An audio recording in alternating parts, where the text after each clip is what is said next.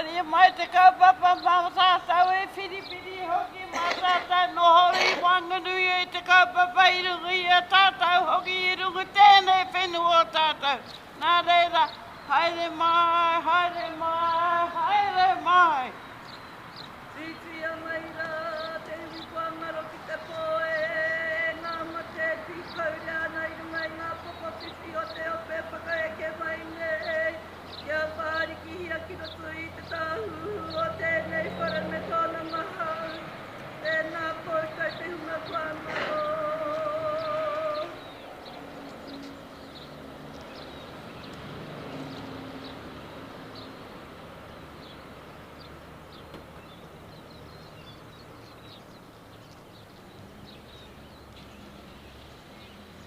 Nei rā, whakatau mai rā, whakatau mai rā, ai, whakatau mai rā.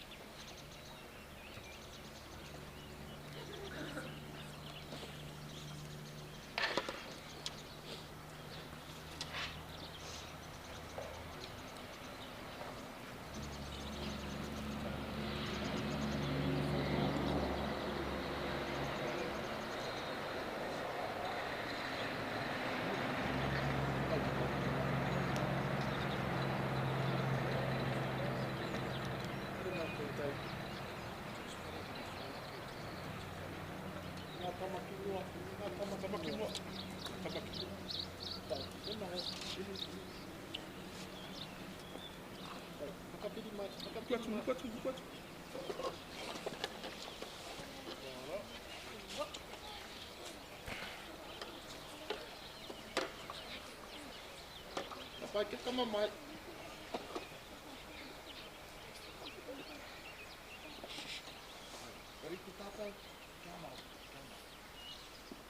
Ti he mauri ora!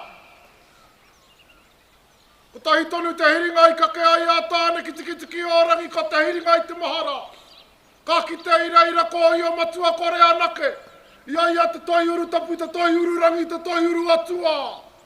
Kakawe a tāne ki ngā wai tapu a pūha o Rangi o mai Rangi. Ki ngā wai whakātohi ne kauarohia. Kauarohia ngā Rangi tū hā puki ake tāne. Ki te pai tapu e rehua, ki te hikumutu I o Rangi. Ka turu I ko nā, ko te tahi tau e nuku, ko te tahi tauru Rangi, ko te tahi tauru atua. Ka rawe a tāne te hiringa I te mahara. Ka waiho hei ara, o ngā moko puna ka tahi anō ka tae mai. Ka waiho hei ara, mōu, mōku, mō te tini, mō te mono, ko whakarau I ka mai ki runga ki au, ki runga ki a ngā tirangi waho, ki runga ki ngā pai kōrero, ki runga ki ngā pai karanga, arahina mai ki runga ki au, haere mai, haere mai, haere mai. Mauria mai te rau o te aroha, ki ngā mātua, ki ngā tīpuna, nā rātau tēnei whare, I whakatū. Mauria mai ngā mate kai runga I a koutou, wharekitia ki runga, ki te takapau o ngā tirangi waho. Kawea mai te rau o mahara, ki ngā kaupapa nui kua tū ki runga ki tēnei marae, nei rā koutou, e whakanui nei, I te tū o tēnei iwi, I te tū o tēnei hapu, ki runga ki o nā no whenua. Kawea mai, tēnei mea te kāwanatanga, ki runga ki te tino rangatiratanga. Kawea mai tēnei mea, te kauni hera, ki runga ki tēnei mea te mana motu hake. Kia ki te ae tāua te hiringa i te mahara, i roto i tā tāua nohotahi. Kia ki te ae tāua e tātou tēnei mea, he mana tōu, he mana tōku. Kia ki te ae tāua tēnei mea te oranga, mō ngā uri, o te tairāwhiti nei rā e noho nei. Kei ngā kauni hera Māori haere mai. Arahina mai, tō kauni hera ki runga ki au. Nōku e tamariki ana. Te kite, te rongo i te reo o te Māori roto i ngā whakahaere. Ko meng whun ke te mātanga reo i roto i te kauni hera i te rāwā. Ko meng whun ke te reo o te Māori roto i te kauni hera i te rāwā. Me mihi a meng. I ana mahi, engari nei rā koutou e whakakanohi mai ana i o tātou tātai whakapapa. Haere mai, haere mai, haere mai. Ngāti porau haere mai ki o koutou teina. Nei rā ngā uri o hamo. Nei rā ngā uri o tahu. Nāna ko rakaroa, nāna ko tahu muri hape, nāna ko uenuku nui, nāna ko rākai totorewa. Ka puta ko tāmanuhiri, e rāhiri atu nei kia koutou. Haere mai, haere mai, haere mai. Mauria mai te maunga o hikurangi ki te maunga o raki e tū nei. Ko kākahutia ki te rākau pāina. Haere mai, mauria mai ngā wai o te awa tapu o waiapu. Kia pari pari ki ngā wai. E rere nei, i tēnei takiwā o tātou. Kāti whakarotia te ora o te wai. E whāngai hia ana ki a tātou tamariki mokopuna. Piki mai, kake mai, i te rau o te aroha. Ki te pāpā ki a temple, e te koromatua e rehet. Tō hoa awhina, tō hoa tautoko. I roto i tōna hoki tō tūranga nui. Haere mai ki ana tamariki ki ana mokopuna. Haere mai ki ngā whenua. I tohea e tōna tipuna e ihaka ngā rangi aue. Nāna te pūi pupuri. Kia puritia tēnei whenua. Piki mai, kake mai e te aitanga mahaki. Ki ngā whenua. I takahia e te matua tangata i tōna wā. Haere mai ki te utanga rau o te kōtia rikirangi, te turuki. Haere mai ki tēnei iwi, nāna mātau i haruru, nāna hoki mātau i whakamāri e. Haere mai ki runga ki ennei kōrero, hei whakarotanga mā tātou. Engari tērā ia te wā. Kāra mai ennei tamariki hei whakakiki o koutou tūranga. Koe nei te hiranga nui o tēnei rā mōku. Koe nei te hiranga nui i tēnei rā mōku. Haere mai kia ki te koutou i ngā whaina, kua tuaina e te kani. Engari e takoto kaunoa ana, mōrehu nei. Ana toenga tamariki ki te whenua. Haere mai ki tēnei hui nui o tātou. He rangi whakahira tēnei. Mōku mo Ngāti Rangi waho. He moe au i wawatatia e oku koka. Ko rātou ke ngā mea ringa raupā o tēnei kāinga. E ki ana te kōrero moe a te tangata ringa raupā. Ahua mahini ngā ringa o ngā tāni konei. Engari anō ngā wāhine. Au taia, mai tai. Ko rātou ke ngā kātua rehe o te kāinga.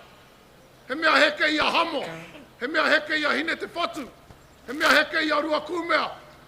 O te kanoi o te uha, nau mai, haere mai. Whakamaheni tia ngā mahi o roto i te kauni hera. Kia kitea e tātou te anamata i roto i ngā whakahaere. E hika mai ki te ana koutou i te rori nei. Haruru kau ana, ngā taraka i tēnei rori. Wai mari e i kuhu mai koutou. I ora, koutou i tō koutou kuhu mai. Engari ka kuhu ahau. Ki roto o te whānau apanui, ko te tohu nui. You are now entering the tribal lands of te whānau apanui. Ka kuhu au mā, te uru. Ka whakawhiti au i te whitinga o tamatai pūnoa. Ka kitea hau ia hine tapuarau. Ka kuhua au mā te tonga. He hata aku e kite nei. Kaua ko te reo o ngā tirangi waho ngai tā manuhiri. I tō whitinga i te paritu. Ka kia te tairāwhiti mai pōtaka ki paritu. Nei rā ngā tirangi waho. E whakaaro nei ki te whakatairanga. O tātou rārangi whenua, tūtohu whenua. Hei kaupapa whakanui. I o tātou taura here tangata, taura here tātai. He mea nui tēnei, e kite ai, tō tātou tangata, tō tātou mana whenua, i roto i o tātou tūtohu whenua. Nō reira kia kuranga tira, te pāpa e Larry, ka mihi nui kia koe. Ka mahu e tō e ke ngaru. Kua ke kei te hopu i o ngaru. Kei ngā hoa. Huri, huri, huri tō tātou papa. Tēnā koutou, kia pai te rā.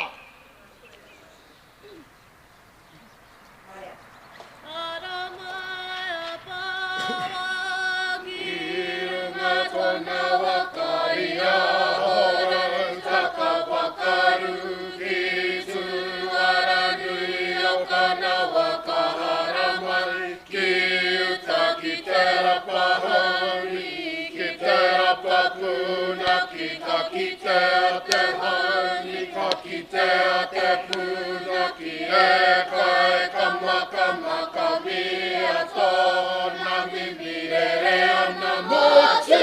Here ana waipaua koko putu, te a te putanga ki waho ki aunu mai. Tōna kuri e pā ki a moina, e ngā ngaru o te moana e takoto rei.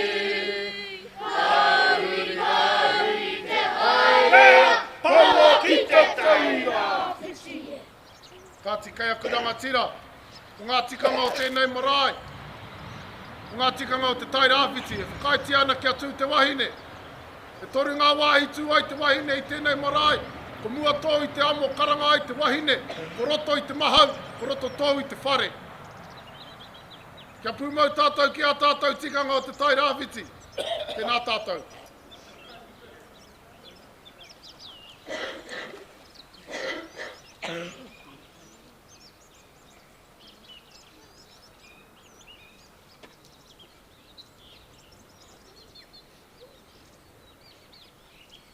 E ki iho e ngā taumata maunga o te tairāwhiti. Te whakatere hoki i ngā moana mai pōtiki rua ki te paritu. E ke waiwai tapu tonu ai i runga i a rangi waho. Ko tēnei mātou o te kaunihera ko tai mai, ko u mai, ko tau mai i tēnei rā i runga tonu wā koutou nei karanga. Mihi mai, karanga mai, karanga mai. Karanga mai, poropora ki ti atu ki o tātou nei maki. Rātou i whakapau kaha mo te tini mo te mano. Rātou wa haere atu nā ki te ea o te mātoru o te pō me ki haere rā e hika ki o nui ki o rahi. Te maha o rongo mai āwhia. Rā huauri o e tū. Te tini o tā manuhiri iwi, te tini o tā manuhiri tangata. E karanga mai nei kia mātou wētahi. Ai, e eke waiwai tapu ai tēnei rangi wētahi o mātou. Me ki o whakapā kuku e hoki tau tini mai tēnei wā. Engari karanga mai. Rokohanga te kaupapa o tēnei rā. Ngā auhāroa, ngā wai poke rānei, wainganui a tātou, me ki, ke kaha tonu tātou, te rapa ngā huarahi, hei haere tanga mā tātou. Ahua hea, te teitei tanga ho ngā kaupapa, kia kaha.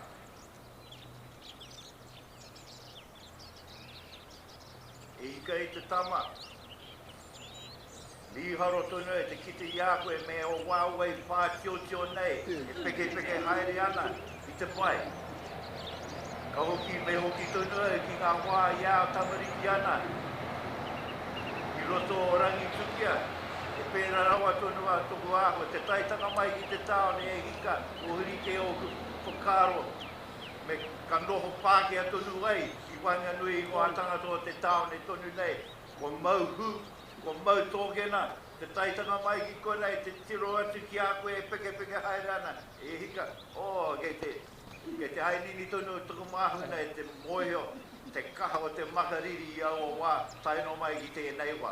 Engari, me mahia kātika, me mahia ka pērā tonu, e moio tonu, te kaha, ki te whakamahi ngā mahi, mēnā ko te waiwai anake ngā mea, kei te whakātu, ki a tātou mea. Engari, mihi mai, me ngā kōrero hia e koe. Mai tētahi moka ki tētahi moka. E mōhio tonu tēnei waha tonu, wahanga tonu o te paritu. Ana, e ārai tonu, me ki mai tērā taha o tātou ni iwi ki tēnei taha. Ngā rohe tanga hoki, o te kaunihero te tai rāwhiti mai pōtaka ki konei. Te rohe tanga hoki o kamu penesi mai tarakeha ki te paritu. Ana, ko tātou tonu e. Ka mahara tonu ki a rātou o tātou nei pāpa i tai atu ki ngā pakanga. Mai tarakeha ki te paritu. O tātou nei iwi kato i roto i tērā rohenga. O ngai tai whānau apu nui Ngāti Prau. Tai no mai ki roto ronga whakāta te aitanga mahaki. Anga, ko ngai tā manuhiri. E whānau kotahi. I whawhai kotahi tau o wā. Engari me pērā tonu o tātou nei āhua. I roto i ngā piki heke tanga. Wainganui a tātou i roto tō tātou nei rohe. Me mahi kotahi tonu tātou, me whawhai kotahi. Rokohanga ngā wehe tanga. E hika. Kairea tātou i whai taima. Mo te aha te take, ara, ngā tamariki kei murira. Tērā reanga, ngā reanga tunu ki te whai mai nei. Engari, rokohanga ngā mahi, ka mahia i roto i tēnei whare, tēnei rangi. Ko te hihietanga, ke tonu mai, ke heki tonu mai tō tātou nei hui. Ka wehe atu i roto i te mōheo, i wehe atu i roto i te whakaro kotahi. Nei tonu te huarahi, hei hairetanga mā tātou katoa. Kau e tītaha, kau e whati, whaia ke whiwhi, mahia ke u. Engari, tēnei hoki te mihi o mātou kotai. E pīki māku tonu, o e tahi, e kai pāmu, mo e tonu ngā mea mahi pāmu tonu, i ti rawa ngā kākahu i mauana. Kai re rātou i rongo i te makariri, kua hea te rā makariri. Te wera rā nei, ka mahi tonu ngā mahi. Engari waiho tonu mā rātou ake o rātou nei kaupapa, e whakapuaki i roto te whare. Engari ko tēnei, te whakahoki ngā mihi, ko mihi a mai nei e koutou i tēnei rangi. Tēnā koutou hoki o te wā kāinga, huri noa, tēnā tātou katoa.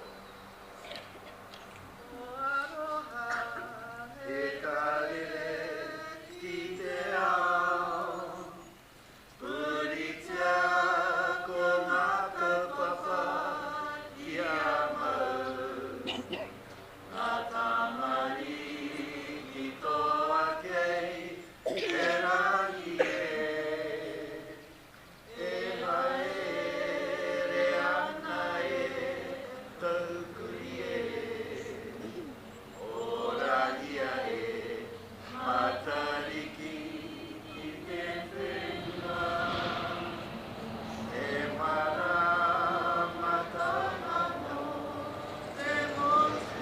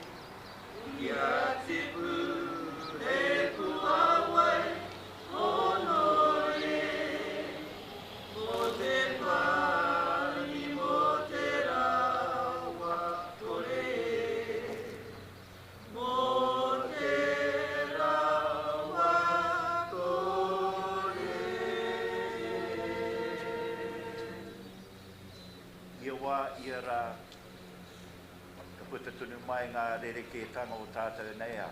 Tokohanga te huritanga o tātou nei a e rereke ana ki te ao o tātou nei tipuna ōmua.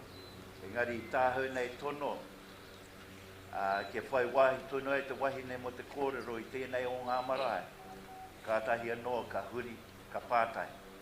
E te kaiatanga o muri tonu mai ke whai wahi tonu tētahi o mātou nei wahine ke te kōrero. Engari, ka tuku atu ki a koutou i tēnei wā, tēnā koutou ki tōrata. Haruru tapu ai ka ea, ea. Haruru tapu ai ka ea, ka ea. I te matua tangata nei e, hai ki nā atu, ko whare o ngā onga. I kakari mai, i te rongo mahara nei e, tēnā koe te whare, e whakahuru nei te openga wahine, te atu ai hei kai, whakatako kōrero. Tēnā koe te pai tapu, e whakamahara te atu tātou, e hā te ahuatanga o te wahine ki runga i te marae a te o te kai rāwhitu. Tēnā koe e ngā waiwai, toki toki. E toki toki nei te papa, ke rongo ai tātou te haruru, o te kani, o te tāne, me te pai kōrero. E nei tēnei e tū ana i runga i tō, tuku i te whāraki, e whāriki i te takapau, ke ahai ai tēnei te tū, i runga i te mahara o Nehema. I runga anō hoki, i te pūkau ai o muriranga whenua, nāna tunu, a Maui hitia ke tēnei whenua. Kia tare e tātou te ki atu ko wai tātou ki te ika a Māui. Nō reira, tēnā koutou ngā uri o Rangi waho, e whakamanawa nui nei i te tūranga hākua o te wahine Māori i roto i tōna ao Māori tonu. I roto i te tini paheke o ngā tau, kua mukua e ia i tōna marae a Hatea, kia rangona atu i tōna reo whai kōrero, i runga i tōna marae a Hatea. Nāna tunu aia, i whakatūwhera atu, kia rere ngā mahi o te marae a te, kia ta tū mai, ā tūmatauenga, ā rongo, ā rātou katoa. Nō reira, he mea, nui whakaharahara tēnei. Nui whakaharahara. Kia rangona atu te ao, kei te haruru mai anō tēnei momo, i wainga i a tātou. Kaore hā, e hara i te mea, me tāhaite i tēnei kia tūpene ana he pai wahine kai kōrero ia huihuinga. Kei roto i taku maharatanga, me ka tū te wahine he take tonu ka tū aia. Ki te ngā ona whatu, i runga i te whatu pai krahe o ngā kuia, he āhuatanga me whakatakotoria. Mō wai mo te whānau, mō wai mo te hapu, mō wai mo te iwi me ngā whakaakoranga kia maupū ai tonu. Hea te tika, hea te teka i roti a tātou whakahaere. No te mea, korero ke te hine ngaro, i te puni tanga o te ao Pākeha, e au tāmia tuni nei a tātou, ko wai tātou i roto i tō tātou ahurea ake. E ara i te mea, kia tōro au i ngā kōrero, engari, kia whakatakotoria tēnei tahu kōrero. Tahu kōrero, rāua. Nō reira, te maringa nui e whakai mai. I ho mai ngia tēnei whakaitanga, i roto i te kauwai o muriranga whenua, kia tū pai aha te wahine, ki runga i te mata o te whenua, o tōna marae a te ake. Tihei, mauri ora, ki te kānoi uha, ki te mauri oho āhine. E ika mā, kei raro ahau. Arerai hika, koutou ko matua. Anu ia i te rito te harake, ka tū i te aroa kapa. Aku nui aku rai e. ku whakatamarahi ki te rangi e. Wai ho te iwi e, mana e mai noa. Kia mpate ia nei koe hika, ko atamira te waka ko hotu tai hirangi e. Ko tai o puapua ko te rarotua maheni e. Warai te uru ko nuku tai me meha, ko te waka ihi ai e. Te whenua nui nei. Koenei ngā roimata, ka maharati atu kia tātou, ngā māngai wāri, Māori, i a tātou i toho rāwiri. Nā mātou i oati i o hākitia kia mautonu ki te tika, te pono me te aroha i roto i a mātou oatitanga i te rārā. He oati anō tēnei, e utungi ana, ko tēnei oati mo tā tātou marae Hatea i tēnā hanganga, i a tātou i te rāwa, ka hohou te ranga. I nā kotau e te iwi, ka whakaatika mai nei e, kairaro ko te humari e, te whakauti nei e.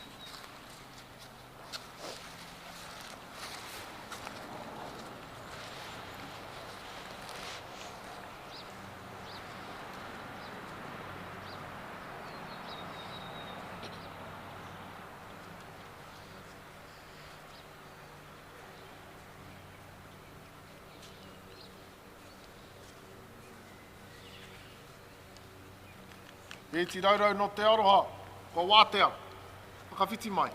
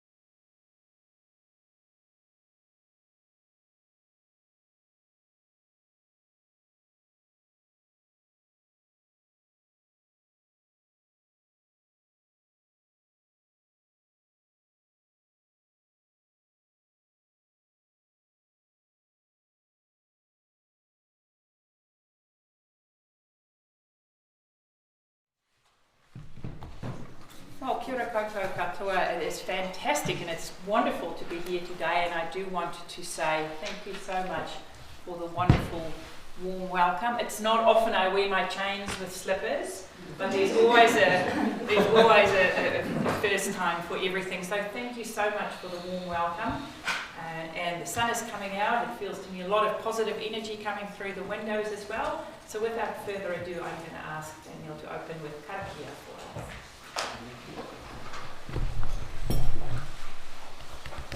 Kia ora tātou ki, moi tātou. I tātou ka hara o manaki tia tia kina tēnei hui ngā I roto I tēnei piringa whare.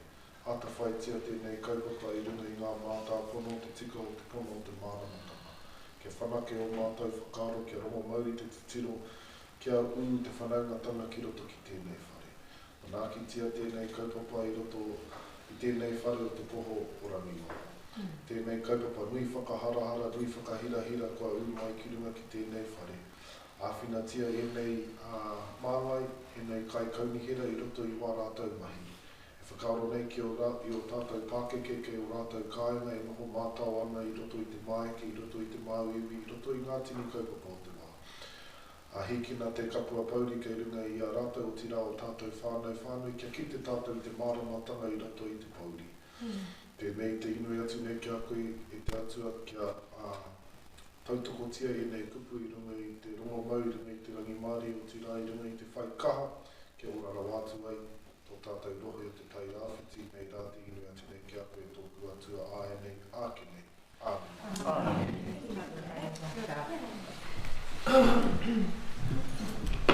So just a reminder to everyone, it is being recorded, it's not live streamed today. And we will start with our agenda with apologies. I have an apology from Councillor Ria and Councillor Tupara, moved by Councillor Robinson, seconded by Councillor Pahururiwai. Reminder, turn your boards if you want me to recognise your name. Otherwise you're just going to be like, Thank you. All in favour? Aye. Contrary, carried. So I'm going to take you all to page 3. It's a big set of minutes which have been passed around, emailed around by Annie for everyone to take a look and email back corrections. If you picked up anything since you have seen that email from Annie, now is your time. If not, I'll take it as a true record of our meeting. Do I have a mover for the minutes? Moved by Councillor Wharehinga, seconded by Councillor Telfer. All in favour? Contrary, carried. Let's go to the action sheet on page 23. Lots of actions in there, most of them in progress. Thank you for the updates. And then the last two on page 24 completed. Any questions or queries? If not, I go to leave of absence. Excuse me. Are we doing matters arising from the minutes? Do you want to raise something in the minutes that is not correct? No, but it's not on the action sheet. So then, yes, please let us know. What so page? It's on page 5, item 10.1, 26.4 million allocated to woody debris and silt. Up the Arai River, this is a major issue. There's conflict around where the silt is to be put. Is there any update, or can anybody please give us an update on what is happening with the plan for woody debris and silt? Through your worship, so just in terms of that particular item, what was the action point that you were referring to in terms of matters arising from the minutes? Well, there's money being allocated. I'm asking for a progress update on that allocation. So can we come back with a progress update? It's not part of the minutes. Thank you. Okay, so no one has raised any acknowledgements or tributes with me. So without further ado, I do want to welcome Warwick today. Thank you for taking the time. Thank you for being part of our kōwhiri this morning as well. It is lovely to have you join us today. So please come to the front. You can sit here next to me. Please make yourself at home, relax. You are amongst friends. And like, I just want to clarify to everyone here today, our public Deputations work. So Worry is here today talking about issues in regards to worrying dogs and our dog control policy. We can listen as councillors, as part of public deputations we can ask questions, and then we'll take it from there. So this is not a debate at all, but we are here to listen to you. So please feel free, give yourself about 5 to 7 minutes to talk to us, and that will give us a few minutes at the end to ask you questions. Thank you for joining us. Thank you, Mayor, and thank you, the councillors for giving us the opportunity, and also a very warm welcome to receive. Thank you.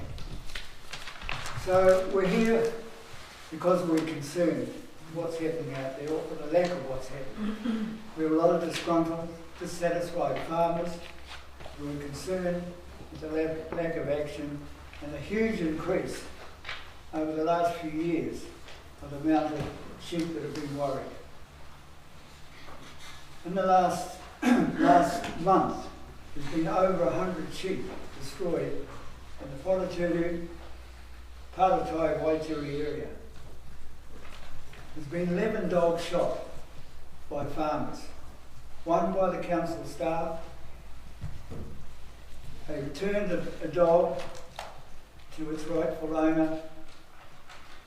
So of the total, there's 12 or 13 dogs.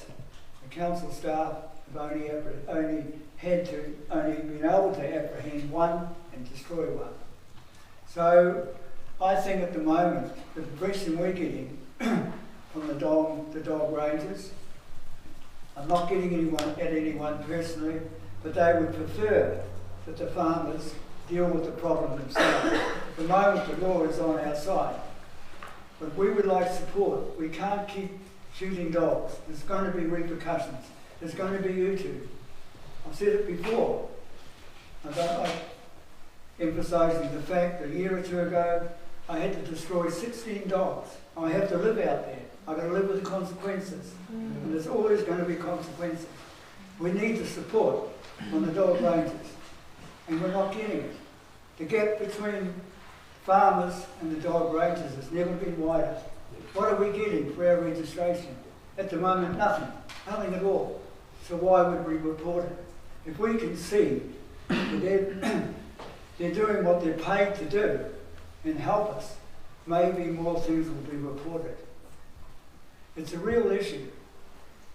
I'll highlight 2 cases that happened in Paratai in the last month. An elderly couple live in Paratai. The owner of the sheep, I won't mention names, she had 7 sheep. That was her entire flock. She bought these sheep up as lambs. They're now 6-year-old. Every year for the last 5 years, these sheep have produced twins for her. She went out to check the sheep 3 weeks ago and was faced with the horrible sight of these sheep with their noses chewed off, their ears chewed off, hunks of meat taken from the backs of the legs. These sheep were left lying in a pool of blood. Horrific. No one needs to experience this, let alone a woman. She was horrified. She said, I haven't got children. These were my children. I had names of it. She was so mortified. I wanted her to come to the meeting we had with the council on Friday. She was so upset she couldn't come. And to rub salt into the wound, because they were in a built-up area, they didn't have access to the gun, they rang the dog ranger. He came out, he saw the evidence. The sheep were there. The dog was tied to the fence. And that's the other thing, with these dogs tied to the fence. By law, I can shoot a dog and tie it to the fence, but if I tie it to the fence and then shoot it, it's illegal. The law is an ass. Anyway, he took the dog, took it back to the pound. It was microchipped. He found out who the owners were and released that dog within 12 hours back to the owner. The dog, the next day, went out and mauled more sheep up Karakia Road. The owner of the dog knew the heat was on. We've been looking for the dog. The inside information I had from residents at Paratai, the dog was hidden in a horse float. So I snuck him to look at the horse float. There's no evidence. And then they informed me it had gone to a house in Atkinson Street. I went there, the dog had moved. And then golf on Sunday, I heard that the dog was at Wharekopai Road. I passed that information on to the dog ranger 2 days ago. They've been there and the dog has been moved. And this is what happens. We can't, the dog rangers can't keep relying on farmers. We need support. You support us and we'll support you. And that's what it comes down to. So today, it's the only opportunity we'll get, probably in the next 8 to 10 years, to deal with this issue we've got. And we need to get it right, because it's not right at the moment. I was disappointed. We had a meeting with the mayor and Kerry Wasnot, Fraser Moore and I 2.5 years ago. You'll remember that meeting. You promised us something would be done. Doing nothing is not an option. We need something done. We need it done now. So we have an obligation to the next generation of farmers to get it right now, so they don't have to go through what we're going through. And from council's point of view, you have an obligation to the ratepayers and the next generation of dog control officers, that they have a bit more power. And what we're suggesting, that if a dog is worried, it does not get another chance. He gets one chance. He's a dead dog if he worries. And there have got to be consequences. For the owner of the dog, you have the law on your side. It needs to be enforced. Of the couple of hundred sheep that have been worried over this last 12 months, there's been no suggestion of compensation or consequences. It has to be. It's ridiculous the way it is. At the moment, if an officer attends a situation where the dog has worried sheep and confronts the owner has two options. He either says, I'll pay the fine, but I want to retain the dog. He pays the fine, the dog is neutered or desexed, but it doesn't stop that dog from worrying. The other option he has, he said, no, I'll surrender the dog. I can't afford the fine. So he surrenders the dog, the officer will take it back to the pound, the officer has to hold it for 24 hours. To give the dog owner, why should you give the dog owner any option to change his mind? And he might say, no, we found the money, mum's come home from school with the kids, we want the dog back. So he has 24 hours to change his mind. Rings the office and says, no, we've got the money, we'll pay the fine, we want the dog back. So the dog then is either going to be neutered or desexed, but that doesn't stop that dog from killing. And that's our point. A dog that worries should have no chances. He's a dead dog. And there should be consequences for those who own dogs. I have photographs here. They've been circulated. This is not a recent. I've been farming in Waituri for 40 years, and we've been dealing with this. 10 years ago, we put articles in the paper, hoping to get some traction. It's not something recent. It's been going on for ages. So we need to get this right. We've got the law on the side of farmers at the moment. We need the dog rangers to do what they're paid to do, and frankly, they're not doing it. Thanks. Thank you, Warwick. Any Warwick, if you just stay here for a little while, I think some councillors might have questions of you.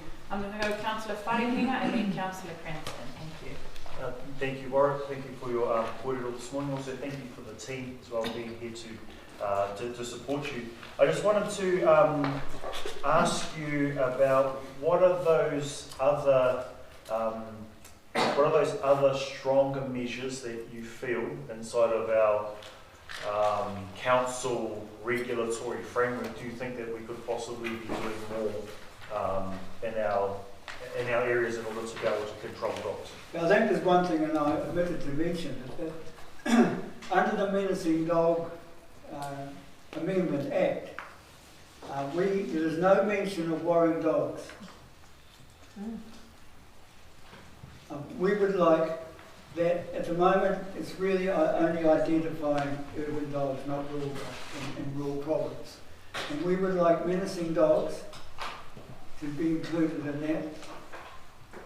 And the law must support this. So, sorry, just to clarify, you want us to put worrying dogs as part of the menacing dogs Part of that amendment. Because I see on the agenda you have 8 changes to be implemented or to be discussed, and there's nothing there that is applicable to our problems. Yeah. You're reducing the amount of times a dog can have a misdemeanor from 3 to 2 in 1 year. But these dogs that we're dealing with, they shouldn't have any chance, and that's what we want. And we need the dog rangers to enforce that. Councillor Cranston. Yeah, you have just alluded to my question really. My understanding is when a dog does worry sheep, it's got a taste for it and you can't get it out. I know farmers that once there's one issue with their dog, they shoot it. Yeah. So I would like to know what justification you've heard that the council do return the dogs. You said that there was a dog identified as a worry, but the council officers returned it to its owner. So what justification did the council give that they were returning the dog to the owner? Like the only justification, they're hiding behind the law. They're using the law as an excuse. That's why they would prefer that the farmers deal with the issue and they don't have to go through all this. And if the dog that was returned to the owner after doing the damage in Paratai, if the law was as it should be, that they had the evidence that dog should have been destroyed right there and then. Not go out and be released and cause more trouble. And that's what's happened. We need the law to support the dog rangers, so they have that power. If the evidence is there, you destroy the dog. Councillor Parata and then Alder. Thank you so much for coming here and sharing that story and giving us some insight. I just had a couple of questions. Excuse me, could you speak up? Sorry to hear that you've had to shoot 16 dogs and obviously have had to clean up lots and lots of dead, sheep.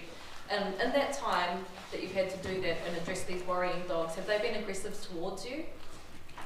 Well, I think, as I said, the type of dog has changed in the last 10 or 15 years. When the price of protein, the price of meat went up, a lot of families on fixed income could not afford it. Their only avenue to get meat is to keep pig dogs and go out on the weekend. And what happens, you get a wet winter like we've had, they can't keep the dogs in town. They can't go pig hunting, so they send them to the whānau in the country to look after. There's no control, and these dogs get loose. They let the dogs at night. The worst time of the day for a dog to worry is between 3 and 4 in the morning. And these dogs have changed. 15 years ago, the only dog I saw around these villages were the occasional broken down sheepdog and a few foxes, but now you see pig dogs. The dogs are bred to kill. It's not the dog's fault, it's the owner's fault and the system's fault. As they say, shoot the owner and lock the dog up. Not going to Last question, Councillor Alder. Oh, sorry. Yep. My second question was just in regards to not getting compensation for the livestock lost. Does insurance pay out on sheep that had been worried? Yes, it did for me for about 5 years, and then I became a bad risk. They wouldn't cover me, and then I wasn't getting support from the council. So what the hell do you do? And I make no secret of the fact that I carry a gun in my car in my ute, and I know a number of others do. So it's only a matter of time. There's going to be consequences.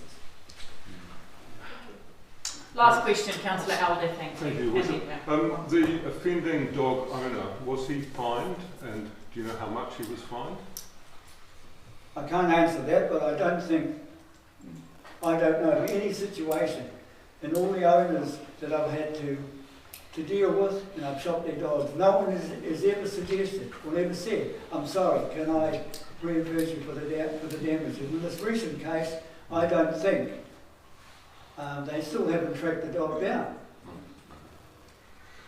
Supplementary, and by way of a comment, questions only. You can frame your comment into a question, my dear colleague. We'll do Councillor Pahurihuriwai if you want to think of a question, Councillor Pahurihuriwai. Thank you for your presentation today, Warwick. I appreciate everyone coming today as well. I live up in Wharekahika, top of the coast in Hicks Bay. And worrying dogs are, you know, my dad was a farmer, he said, you know, same as you, dogs taste the blood once it gets shot. I just want to know around the surrendering the dog, because I'm not familiar with the, well, I'm getting familiar with the regulations, but the surrendering the dog, officer holds it for 24 hours. Do you know what the point is of the neutering and the desexing? Is it that the people who wrote the regulation think that that stops them from worrying? I did write the regulation. No, and it certainly doesn't stop it from worrying. No, it doesn't. The only way to stop it, we know what it is. Yeah. Yeah. Thank you. I have reworded it. But do you think you and your fellow farmers enjoy shooting dogs? Of course we don't. Of course we don't. No one likes shooting someone else's dogs. Absolutely. Hey Warwick, thank you so much for taking the time. We've got one more public deputation, and then you know we are discussing this later. It might not be 100% specific to your issue, but overall we will be discussing. So in about 10-15 minutes we get to that. So please feel free to stay on for that if you wish. But thank you for coming to see us today. We really appreciate it. Thank you. Councillors, I welcome Tracy Takarua today to come and talk to us about the Hatea Rangi lease at Tokomaru Bay. Tracy, welcome. Thank you for taking the time. I didn't even get time to say a proper hello in the morning. Well, please take a seat. Make yourself at home, and the same process is about 10 minutes, and then we can ask some questions. Thank you for that. Morning everyone, I'm Tracy Takarua. Tracy Whakataka from Tokomaru Bay. I'm a descendant of the original landowners of Hatea Rangi Domain and a shareholder of whenua in Tokomaru Bay. I've got a script, otherwise I'll go off and we'll be here all day. There's lots to argue and point out on this kaupapa. My whānau and I do not consent to the lease and any changes on this land. The recommendations that are worded and how they're worded is different to the intention of the lease notice. It's not specific. The recommendations don't talk about allowing the club to make changes on the whenua to the buildings and things like that. So we need to be specific in what you're agreeing to in the recommendations. We need to make it clear it's a term of 11 years with 2 11-year rights of renewal, not just lump it into a term of 33 years. What does investigate, and point 2, what does investigate a co-governance mean? This recommendation is tokenistic. The long-term plan speaks of the Resource Management Act 1991, that the council will work towards further agreements, co-management agreements. It does not say it will investigate. Using the word investigate means that the GDC will look into or make inquiries, but gives no guarantee or certainty that anything will come of it. And as long as GDC have looked into it, they can tick it off as the recommendation being completed. If we want to consider a co-governance, then will you have the right people at the table?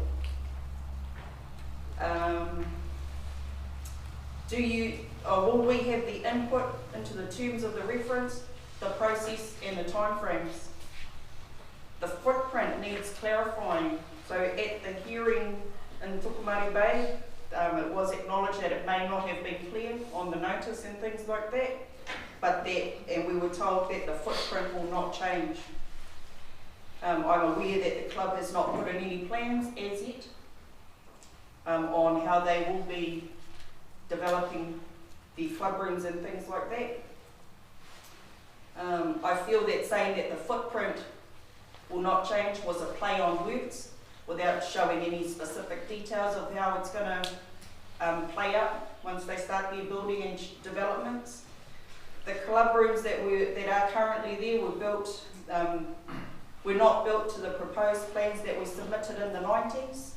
It had a second level which had a play area, billiards or whatever they had, a play zone on the original plans. If the GDC thinks that those plans from that year are sufficient for these times, then you're mistaken, because we opposed the development of the club rooms on that whenua back then as well. Because they dug up bones and skulls and things like that and took them over to our urupa, dug a hole and dropped them in. There was no conversations entered into with the original landowner descendants about this. At the hearing, we didn't oppose rangatahi space within Tokomaru Bay, but we do oppose attaching it to a premises that sells alcohol. We know that alcohol has been has devastated our people and continues to do so. It attributes to the family harm and the neglect of children. Not saying it's fully to blame, but it contributes to the social problems that we face. But here you are wanting to allow a rangatahi space to be joined right onto a place that sells alcohol. GDC have failed under the Reserves Act 1977 for the protection of the natural environment, because you're allowing what's under the whenua to be destroyed, really. GDC have failed to consider or include in the reports the heritage value and the significance of the land to mana whenua.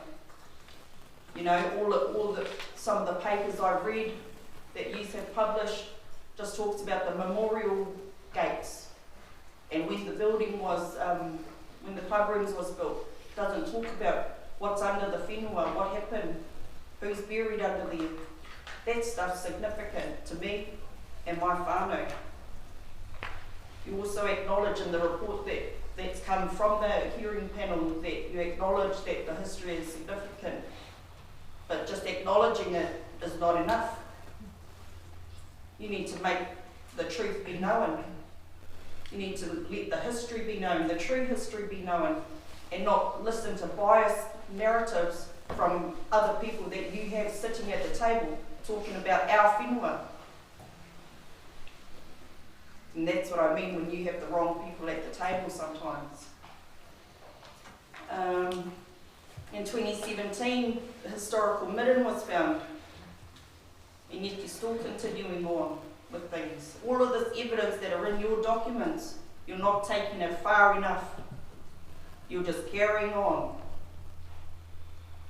allowing for the disruption of our whenua, which we consider to be wāhi tapu.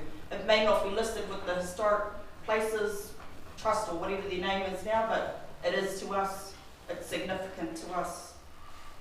In the long-term plan, it says you'll work closely with mana whenua, ensuring they have support. They need to participate in decision-making, promote and work towards co-design models, and create joint management agreements. When the whenua came into the Reserves Act, or way back in like the 40s and that, it was agreed that just those original shareholders and their descendants would be part of that board to maintain the integrity and the knowledge of the whenua.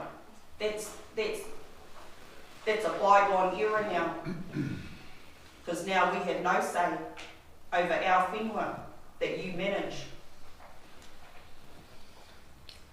Whakarua Park, so you know you don't own that. That is owned and managed by a trust and rugby union, not GDC. At the hearing, we asked, well, why can't we have the same? You're doing it for one park. Why can't we have our whenua back under a similar thing? You know, what's stopping you?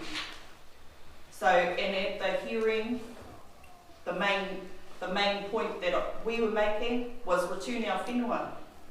Why do you need to keep controlling it? We can manage our own whenua. We can enter negotiations with our own whānau. We can develop a future plan for our rangatahi, for our mokopuna. We don't need a governing body to do that for us.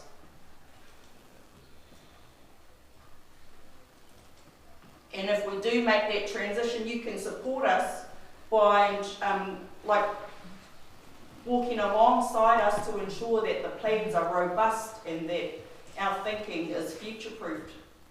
You know, you can share your resources and knowledge with us to be able to do that.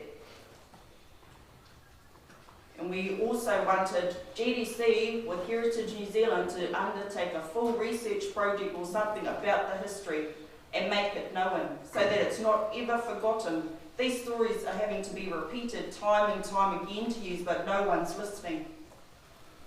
At the hearing, it looked like that the councillors hadn't even heard some of the information that we shared that day. So that just tells me you haven't done your homework. You haven't done your due diligence.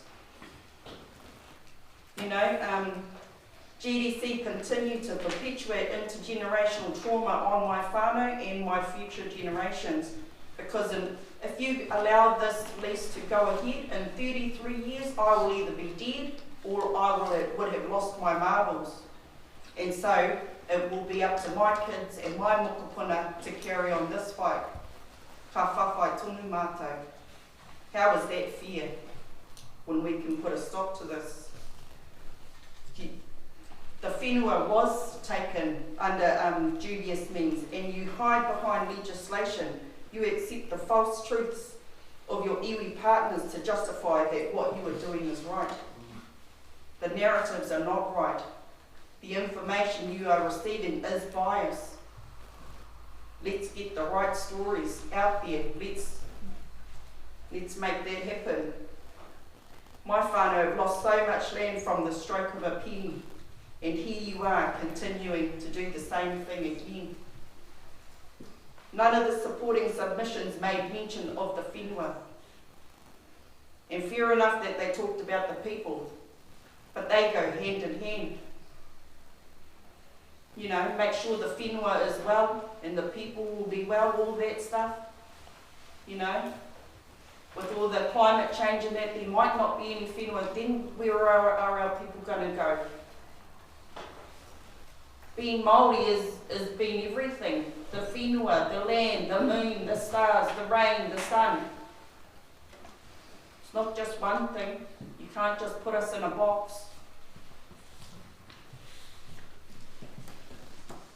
GDC telling me that our kororo that we share at the panel in Toko, that things were too hard or it was above them, or it's a treaty discussion or a claim. You know, that's hard to hear all the time. Or GDC telling us it's just too hard, it's in the too hard basket. Well, imagine how it's been trying to fight yous on this kaupapa. Imagine, it's way harder trying to fight yous to get our whenua back. GDC indicate that my whānau, GDC failed to take the opportunity to be bold and to be brave and to simply do what is right, to give our whenua back to the original landowners and their descendants. Thank you. Thank you, Tracy. We might have a few questions from councillors. Councillor Robinson. Kia ora, Tracy. Nice to see you again. I accept, Tracy, that probably what you heard on that day in Tokomaru Bay and what you've shared today doesn't reflect what you wanted to hear. I hope that report would give you some belief that GDC, the council, does want to get to a better place in relation to this whenua. The word investigate in the report, the recommendation, is used because... Questions, please. I just want to clarify, I set the template for my question. Because we cannot say we're going to set a co-governance plan with you because that's determining what your position might be. The best we can say is investigate. I can tell you that the absolute desire of the panel that sat there, and I believe it will be reflected in the decision making in this council, is to work with the whānau, the descendants of that land, to reach a co-governance plan. So we can't say we will, but we want to investigate it. Okay, so that's absolutely, the wording's maybe not as strong, but the desire absolutely is there. The question is, will a co-governance agreement and plan, which results in a co-design for a management plan that tells the story of the whenua, will that be a step in the right direction for you and your whānau? Well, it's a question for us to sit at a table as a co-government, entering into conversations, isn't it? Yeah. And I'm only one person of my whānau that's standing here. Okay, I shouldn't have asked you to speak on behalf of your whānau. For you, personally, would that be a step in the right direction? Well, I speak on behalf of my whānau, and I would consult with them. So it would be a consultation that question could go to. It may be, depends on what else is in your document or conversation. Because it won't just be there. Councillor Albert. Thank you, Your Worship. I've got a question. There's quite a bit of land surrounding this area. Is it possible that the club rooms could be moved to some other area that would be less sensitive? Again, another co-governance question. With the right people at the table that could be discussed. Possibility is there. Councillor Parata. Thank you very much for the kōrero, and I understand how painful and difficult this must be for you and whānau, and also understand the generational implications of the decision. I just had a couple of questions that were more curiosity for me. Do you and your whānau, I suppose, feel that it's the GDC's role to initiate the heritage research function of the whenua? Or you're the appointed agent that's managing the whenua? You've ignored the history, the significant history so far. You are under the Reserves Act 1977 that talks about preserving historical and other such things, archaeological, all of that. So wouldn't you play a part in that? Since you're the managing agent of that, under that act, being appointed to do that? I suppose my question is, does the whānau feel the need to, or the right, take leadership in terms of that research space, or rightfully for GDC to take leadership in terms of that research space? Well, you're the current managing agent again, so that should have been your role for all these years, since it's been under your management, then you should be doing that. If that whenua wanted to come back to us, then, and if it's not done, of course we've got to make sure that the correct stories and narratives is widely known, so that it will never be forgotten what is under the whenua. Thank you. Any more questions? Thank you, Tracy. And we invite you to stay. We will be doing what we will be doing next, councillors, is, so I just want to set some parameters. Thank you for joining us. Some parameters for us for how we are going to work. We've got 3 quite chunky discussions. There's a lot in here, but this is not the first time we've looked at it. So please make sure we have discussed it, some of it before, some of it is new. So what I'm asking is if we can I will be keeping to standing orders because we do have quite a huge agenda. So what I'm asking of councillors is, as we move through the next 3 items, so the first one is going to be our dog control, then the animals bylaw, and then the Hatea Rangi lease, that you will have one speaking turn. So let's get cracking. We will be moving to page 25. And I will, Nadine, who is going to... Thank you, Charlotte. You come and join us. Please take a seat. And so, councillors, you can see on page 27 several recommendations. So, Charlotte, if you can just give us a little bit of a walkthrough of the process where we are at now, what we have done, what the hearings panel have done, and what's expected of us today, that would be lovely. Thank you. Okay. So, the Studio on Dogs started, I believe, with the previous council. With bylaws, we start by looking at issues and options, what are some things we want to focus on for a review.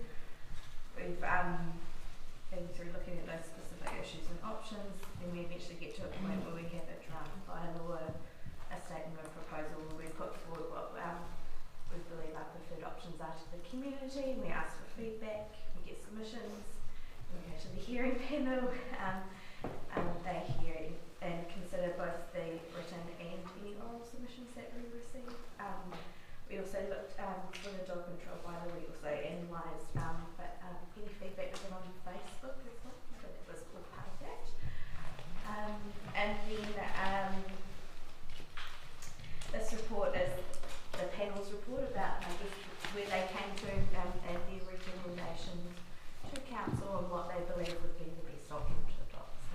As the chair, I'll leave it to Councillor Robertson if he wants to highlight anything in particular, but that's the process.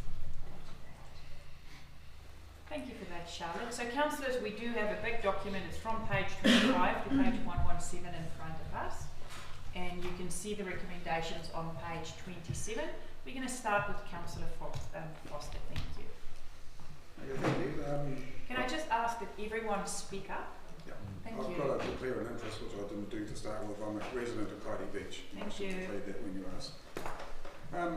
In the recommendations, there's no mention of, and from what our previous person said about rural dogs and menacing. That's one issue that obviously has come to light, which I would like to see in recommendations in a form with a no tolerance policy with wandering dogs and attacking sheep.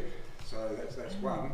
The other one is on the recommendations. There's nothing about banning dogs from Kaiti Beach. The only mention of Kaiti Beach is amends the designation of all beaches to allow more accessibility for dog owners by extending the off-leash area at Waikanae Beach from Pacific Street to Stanley Street and making the prohibited areas between the flags at all beaches on leash except Kaiti Beach. That's the only mention in the recommendations about Kaiti Beach until you go through further and see that the whole area of Kaiti Beach is actually prohibited for dogs now. At the moment, there's of the bylaw, the current bylaw, dogs have to be on leash after 7 AM at Kaiti Beach for the whole day. And that has never been enforced, never been policed. I would say 90% of the dogs that are on Kaiti Beach are off leash. And you know, there's so many responsible dog owners that take their dogs for a walk at Kaiti Beach, and there's never been an issue. The port did a big development, and they took all the rubble out at the western end of the port and on the point. And when they did that, they disrupted the blue penguin colony, and there was a few penguins that did suffer from that, and their habitat was taken away at that time, and they had to find some new places to go. They were in disarray, and they were going across the road trying to get their habitat into the bushes at the western end of Kaiti Beach. And you know, I've seen a few penguins at different times. I've lived there, you know, for over 40 years. I don't see many. I don't hardly see any penguins at all. They're nocturnal. They come in at night and they leave early in the morning. And most of the penguin activity is down at that western end of the beach. And in the bylaw that we've got now, the proposed one, the red area is not even right down at that end, where I would have thought would be the most appropriate place to have dogs not frequenting. Now, in the perfect world, Kaiti Beach would be a great bird sanctuary. It's a perfect place. There's shag colonies there. There's blue herons. There's every name, you know, seabird and other sea life and wildlife down there as well. And it's actually increasing. It's not decreasing. And yet there's been more people with their dogs. I know people that have been taking their dogs down there for walks for 30 odd years. Different dogs, obviously. And I'm one of them. I've had about 4 generations of dogs that I've taken down that beach. I was with my little dog yesterday, walking down there, beautiful sunshine on a beautiful beach with my dog, not hurting anybody in the world. And I said to him, mate, you know, this might be all over in a few weeks' time because you're going to be banned on this beach. You know, we've got residents that live there who have got dogs that take their dogs down there twice a day like me that won't be able to do that anymore. And you're saying, oh, we can take them on a lead on the road. Well, that's not the same. When you go and take your dog for a walk down the beach, it's not just the dog that's having fun, you're having fun. And it's part of your mental bloody state every day that you do that to keep yourself in track. So, you know, when I read this and I walk down there, I know the beach probably better than most, and I see all these other people that are telling me that I can't be doing this, I'm just thinking, well, I need to say something on behalf of myself and on behalf of all the other people that frequent Kaiti Beach with their dogs and enjoy the experience. Unfortunately, there's a few people that do, you know, I've never seen Kaiti Beach in such a bad state at the moment, actually. All the vandalism that's happened there on all the grass verges, and the people that are roaring up and down the beach on bikes and cars. You know, we've got a very sad state of affair down there from the public and from negative abuse of the area, which needs to be addressed, because that's not having a good result for any wildlife. So, you know, I'll wind it up there, but you know, I totally oppose what's being proposed here. I support a lot of the other recommendations that have been made, but certainly not that one. And I'd like to see it included about the wandering dog situation that we've got in the rural areas. Thank you for that, Councillor Foster.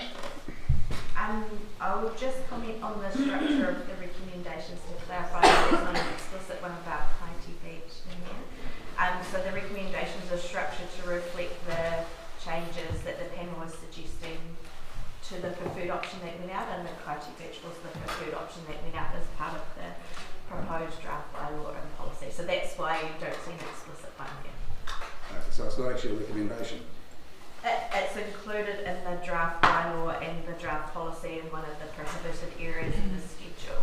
So because that's what we went out with, the way the recommendations are structured is the draft is proposed with these changes is how the recommendation is structured, just for clarity. But that's a major change from the current bylaw. So yeah, that would have been reflected in the recommendations when you adopted the preferred options to go out to consult. So now these recommendations focus on any changes from what is the draft. Councillor Wharehinga, thank you. Worship. Whose hands up? Sorry, there was another question Councillor Foster asked about the menacing dogs. Menacing dogs, can that be included? Sorry, Councillor. That's one. Thank you. I had to go away and do more research on that to look at the policy options. Because I do think versus what is the operational enforcement options, if that makes sense. So is that some flexibility in a recommendation, or is that a total different piece of work? So if we would have to look at the significance of it, it would be a different piece of work, and we'd depending on the significance, we'd probably have to consult on that specific thing if we were going to propose an additional rule or something in the bylaw, etc. Thank you. If I may just add that there's probably some more information that the council needs in terms of our enforcement powers and what we can and can't do, and the place of a bylaw in that space. Yeah. I would love for us to talk a little bit more about that. Councillor Wharehinga and then Councillor Pahuruhuruwai. Awesome, thank you very much, Your Worship. As its council, I'll stand. It's tuatai he kanuhi ki te hoki ngā mahara. I just want to acknowledge us, see the face of Papa Timipara, Papa Tipu Isaac's up there, and the memories flood back on him and his past engagement with us at council. Always been a kaumātua for us, always been available to be there for pōhiri. So I want to acknowledge him, the whānau here, Rangi waho whānau. Yeah, it's very appropriate, I guess, that our first council, official councilhood, outside of council chambers is out here, especially with Papa Temple looking over us. I did just want to add to the kōrero in regards to the worrying dog stuff. It would be, I'm really interested, so to help give some direction, I guess, I'm really interested in knowing how far we can go, and granted we do have operational limitations, I guess, in terms of number of staff, etc. But we have an obligation as people that set the rules, as the people that set the bylaws, as people that set up the framework, in order to ensure that they meet the needs of all of our community. What Warwick was saying here this morning is 100% true, and it's not a second chance thing for worrying dogs. As a whānau, we've owned a dog that has worried a sheep, and immediately we took that dog to our neighbour and said, this is what happened to your sheep, compensated him for that sheep, and we killed our own dog, because that's what you do when you're a rural person, you know. And unfortunately, a rural whānau, unfortunately, a lot of whānau don't do that, and that's when we kick in, and we have to have that. I feel that our framework and our structures need to have that same kind of protection for whānau and their livelihood, because these sheep are the livelihood for people that live rurally. So I'd love to see that come back. I would question whether or not we can actually move forward with this without having that part in there. I would be worried that that part would get kind of kicked down, that can make it kicked down the road, 9 to 12 months down the road.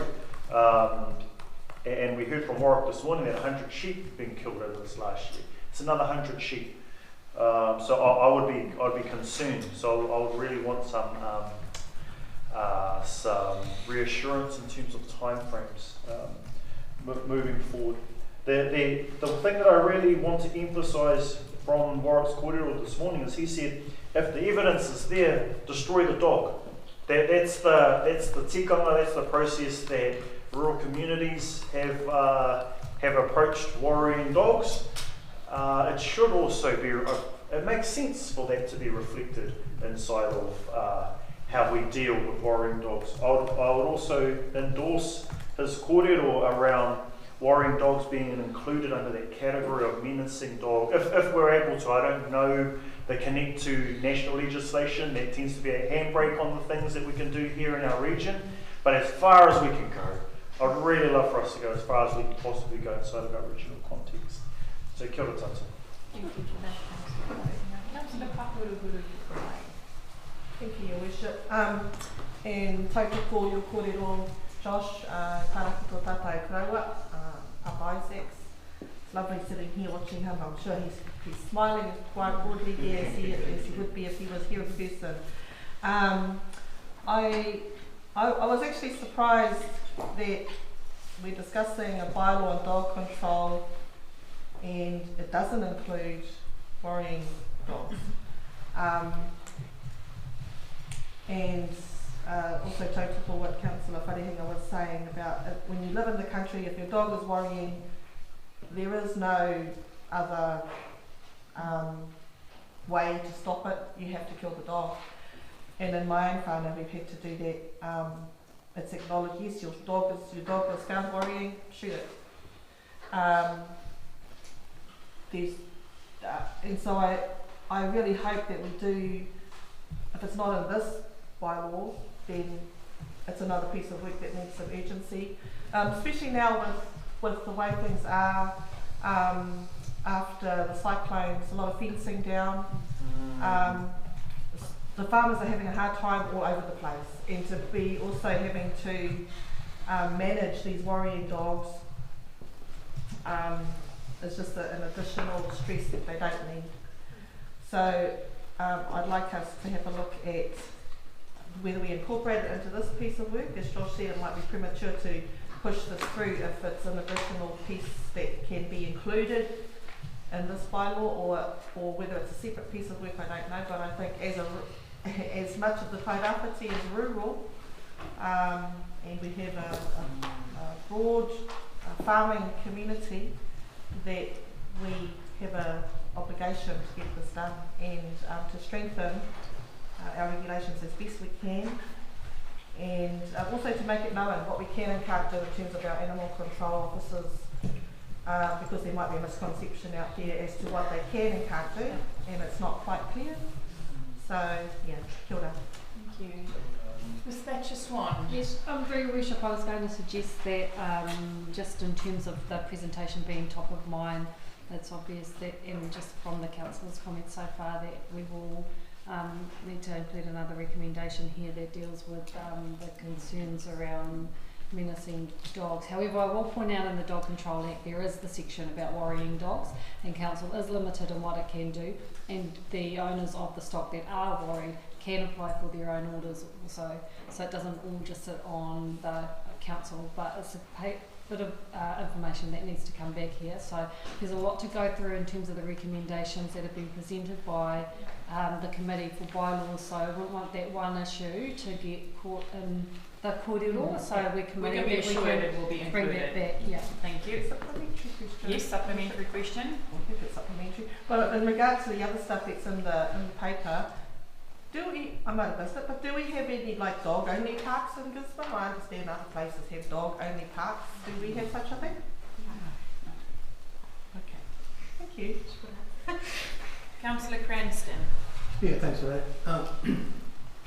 Over the years, the thing that is obvious and does keep coming up, and it's no fault of the staff here, but the capacity for enforcement is an issue with us.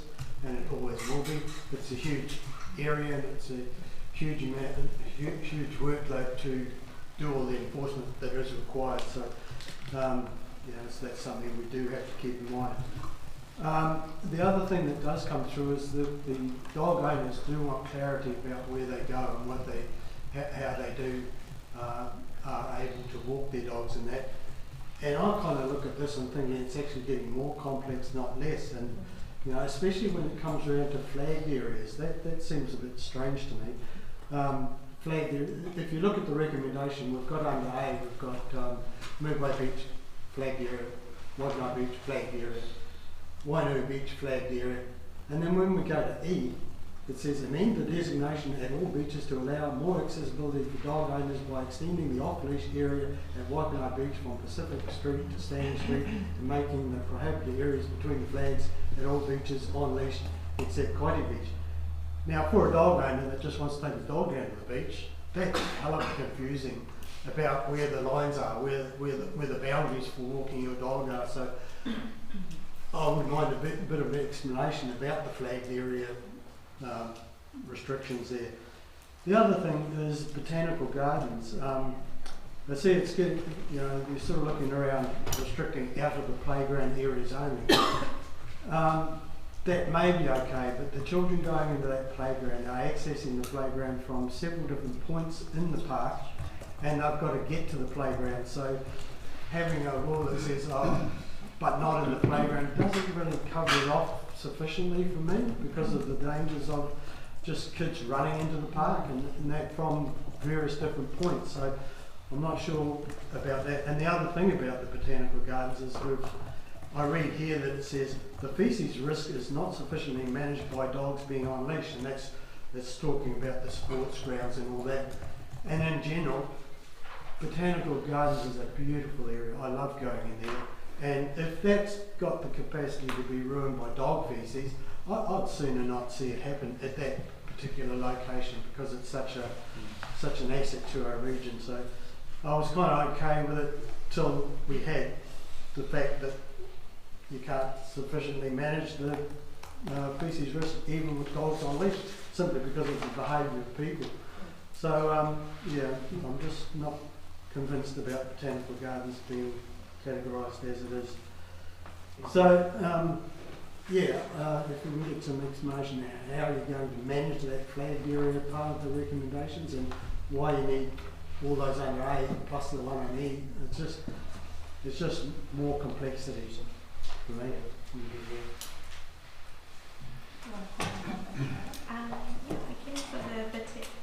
So with the flag areas, the preferred option that went out was around dogs being banned between the flag areas, and the commentary that sort of came back through the submissions was how do you get around the flag area from go from one to other for some of the places just based on the topography. So that was some of the reasoning behind why it was changed to on lead, and also to try and make it simpler as well than the current. So are we talking about surf life-saving flagged areas? Mm. They're quite narrow. Yes. And the idea being that they're banned at this stage. That in terms of managing the risk, that would be an area where potentially there's a higher concentration of people. So that's the why on lead rather than continue to be off lead rationale. Okay, Councillor. Sorry, I was next. Good. I'll move on to Councillor Elder. Thank you. Sorry to keep going on about this dog thing, but it is something I feel very strongly about. This use of the euphemisms, worrying, for a start. These sheep are not worried. They're brutalised. I have had personal experience where I've had to shoot 2 dogs, and it's not something you ever want to have to go through. I'm a good shot. The first dog died cleanly. The second one was wounded, and it came running straight towards me because it thought I was its friend. And of course, dogs are our best friends. Now, these farmers are having to go through this double trauma of having their own sheep brutalised and then having to shoot what they know is their best friends, a dog. And the council's got to do its best to try and help them solve this problem. And I just can't say that strongly enough. If we can tack it on the back of this, good, but if we have to hold this up so we can plonk it right in the middle, then that's what we should be doing. Thank you. Thank you, Councillor Albrecht. Anyone else wants to? Councillor Telford, thank you. Yeah, look, this is a classic example of everybody's happy with it until it's in your own backyard, and this seems to come up all the time. Look, trying to make it as simple as we can so people understand and it's clearly marked signage and whatnot. I think, you know, it looks reasonable to me. I don't see any real problems with it. People have to have the right to take kids to the beach and not be worried about feces and dogs running around and everything else. So it's not all about the dog owners. This is about the public as well. So we have to respect that. As far as what we've heard from Warwick's presentation, I'm real adamant we have to get this right. And I'd hate to think that we're just going to sit here now and chuck something on the back of this or in the middle of it and we don't get it right.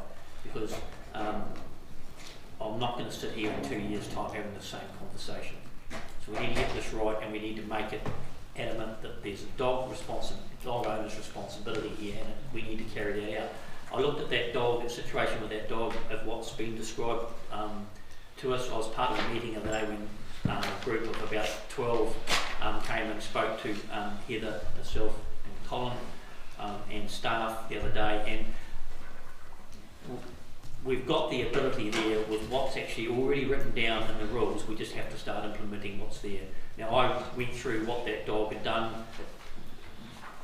It was microchipped, it was not registered, but it was not under the owner's control. It was on someone else's property. If you go through all the actual infringements that are listed here of what the fines are for those, that dog should not have been given back to that owner.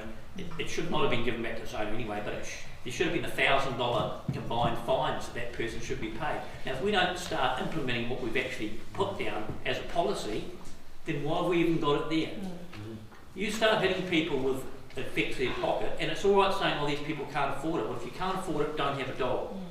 People are saying, the same people are saying we can't afford it, but they can afford to have 3 dogs and feed them, but they can't feed their kids to go to school. So let's be a bit honest here that we've got what's there. We don't have to start rewriting something. We have to start implementing what's there.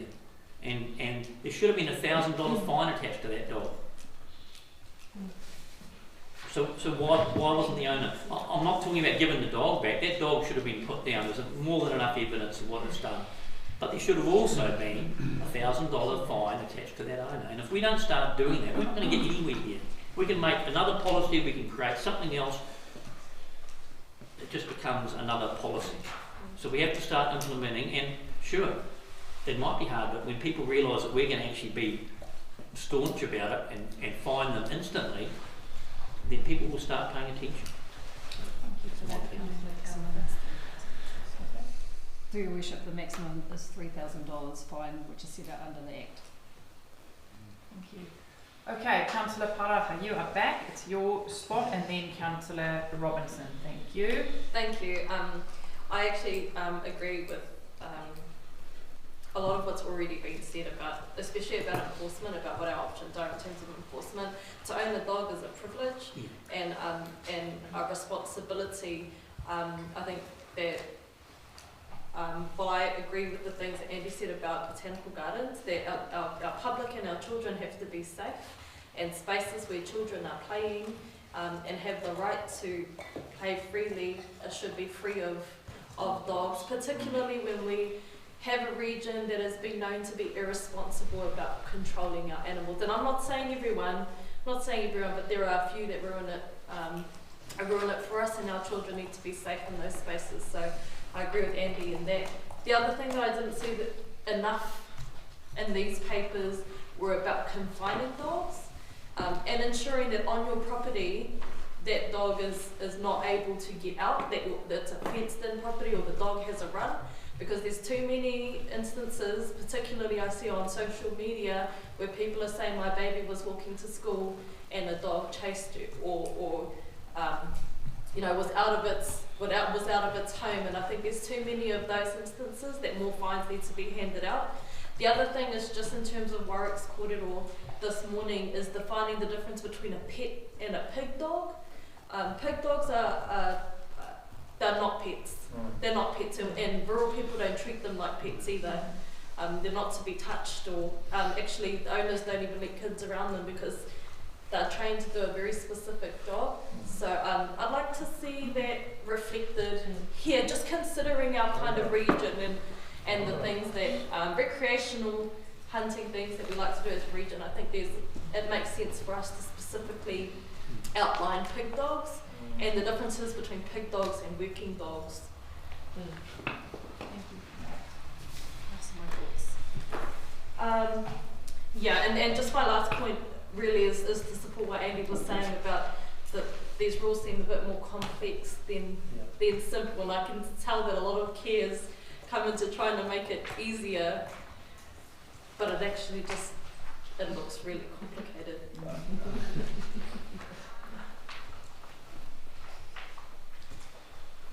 Okay, we have Councillor Robinson next. Thank you. Thanks.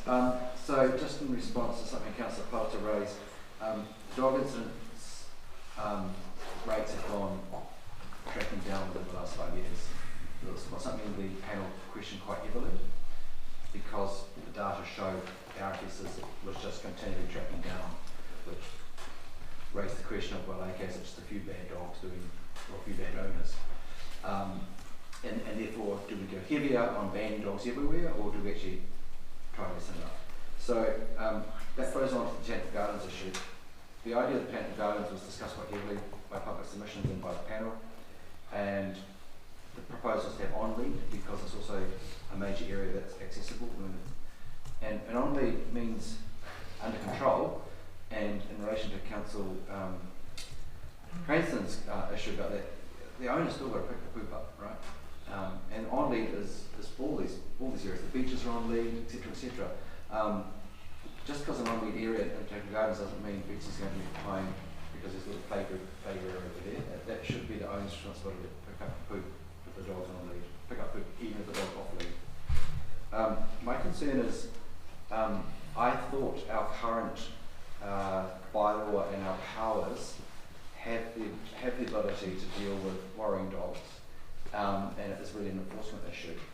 I'd like to hear from the Madam CE again whether she thinks we need to revisit that specifically, because I wasn't quite sure what you said before. Yeah, so through your worship, my recommendation is to add another, just so we've captured that, I'll bring back to Council further information and recommendations to address the issue of worrying dogs. It's not straightforward, and I think James, Mr. Beatty may be able to comment in that space because he's been dealing with this issue over the last couple of weeks. In terms of the worrying dog? Yeah, and it not being quite captured under this bylaw, this is also the Dogs Act that comes across. Yeah, so in terms of worrying under the Act, it's actually the owner or the occupier of the land that can seek destruction orders potentially. We can go through a process to classify the dog as dangerous or menacing, which then gives council some extra opportunities to deal with worrying animals as well. But once an animal is under control, we're quite limited in terms of what we can do in terms of destruction. So I think it's a case of, and I'm hearing this from the community themselves, where I guess the obvious or practical solution doesn't necessarily marry with the compliance or legal obligations that we have as a council. The team have had a good meeting last week with the community there and are going to be stepping up patrols, etc. But it's definitely a concerning issue and a growing issue, unfortunately, that we've been seeing over time. But so going back to your question in terms of like the mechanism to deal with that, that's what we'll come back and bring you. We haven't quite covered it fully, I think, in this report or through the hearings anyway, in terms of that particular issue. So right, so the proposal slides on the table and you come back. Yeah. Oh, it doesn't mean that we need to leave this to lie on the table. It just means we'll add another recommendation and we'll come back. So you may be able to run a special consultative procedure around whatever amendment you might want to make in that particular. So we can amend the bylaw, pass it today, we can amend the bylaw Correct. with a special focus on that section. Okay, thank you. Okay, anyone else? Councillor Teddy Thompson. Well, in that case, Madam Chair, I'd like to move the paper. Thank you, Councillor Robinson. Councillor Thompson, thank you. Yep, yeah, just with the worrying dog, I think we're all on the same page there. I like the fact on page 53, all the dog management costs are covered by the dog registrations. So dog owners pay for all the management costs.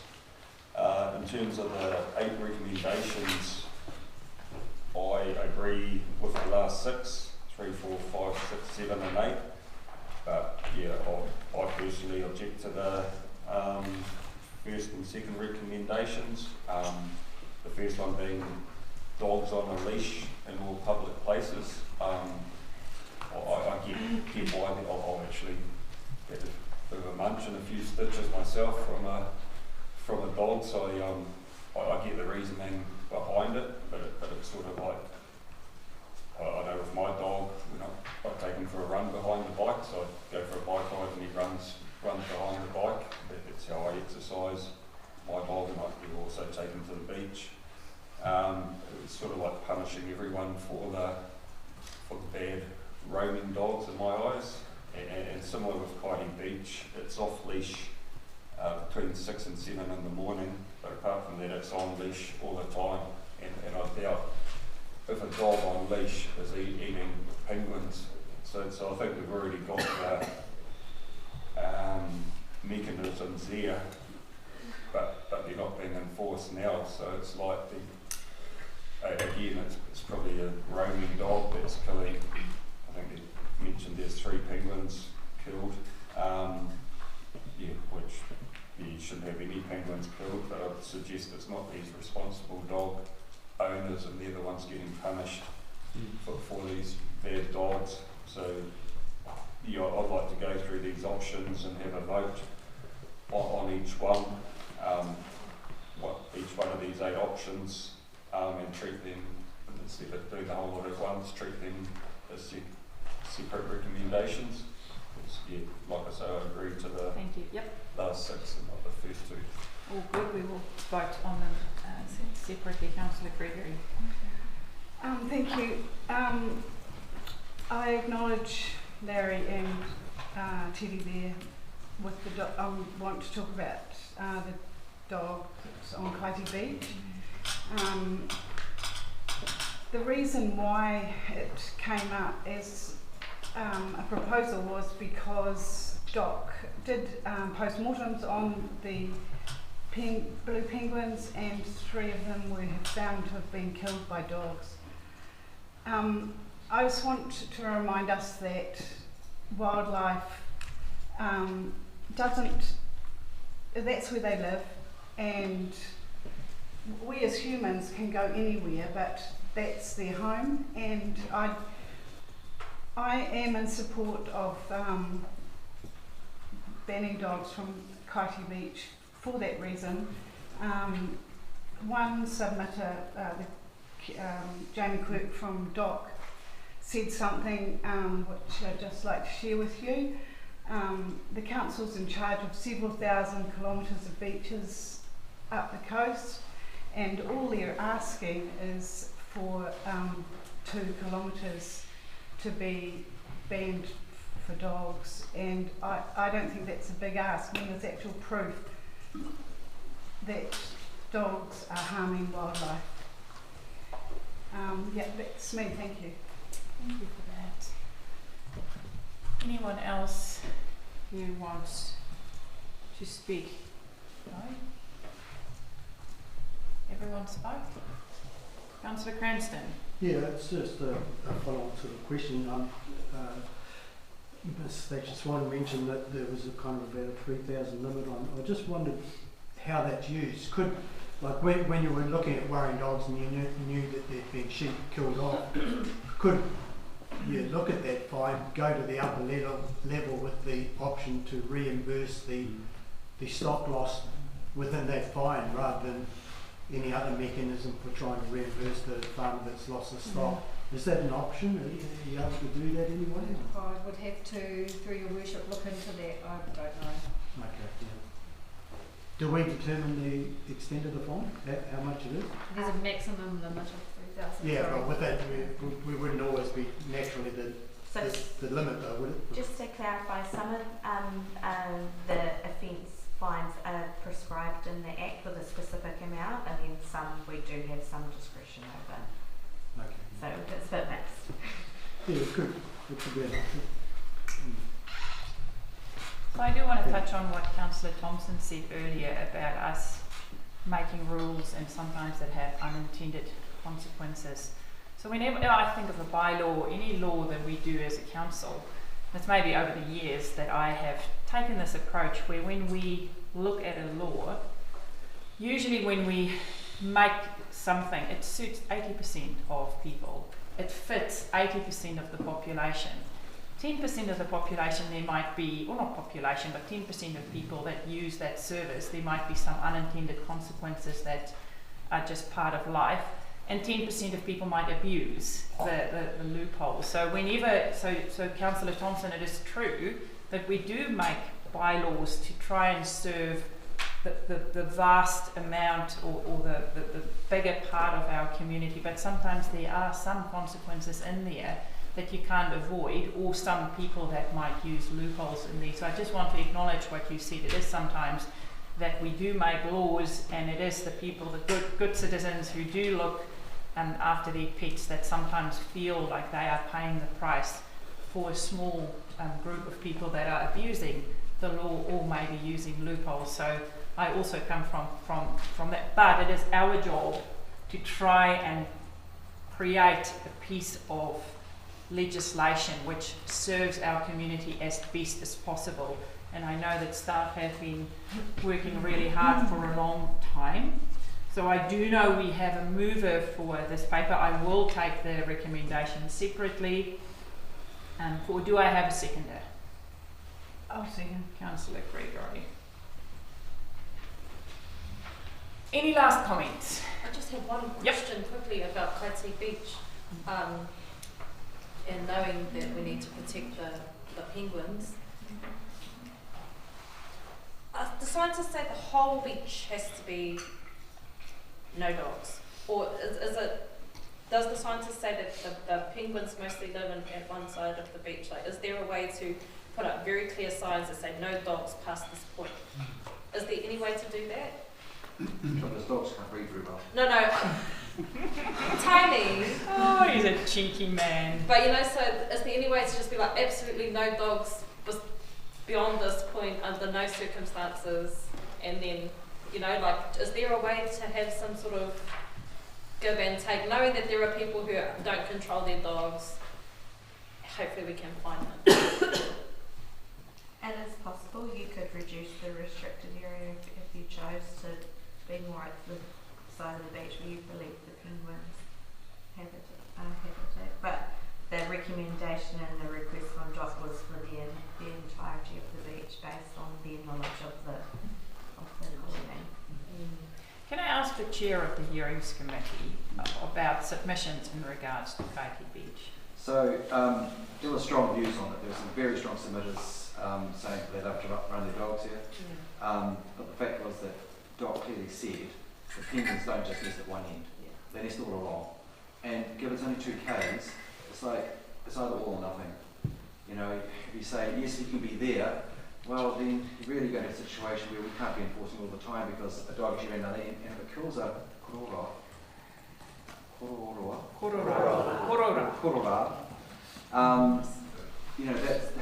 they're endangered already.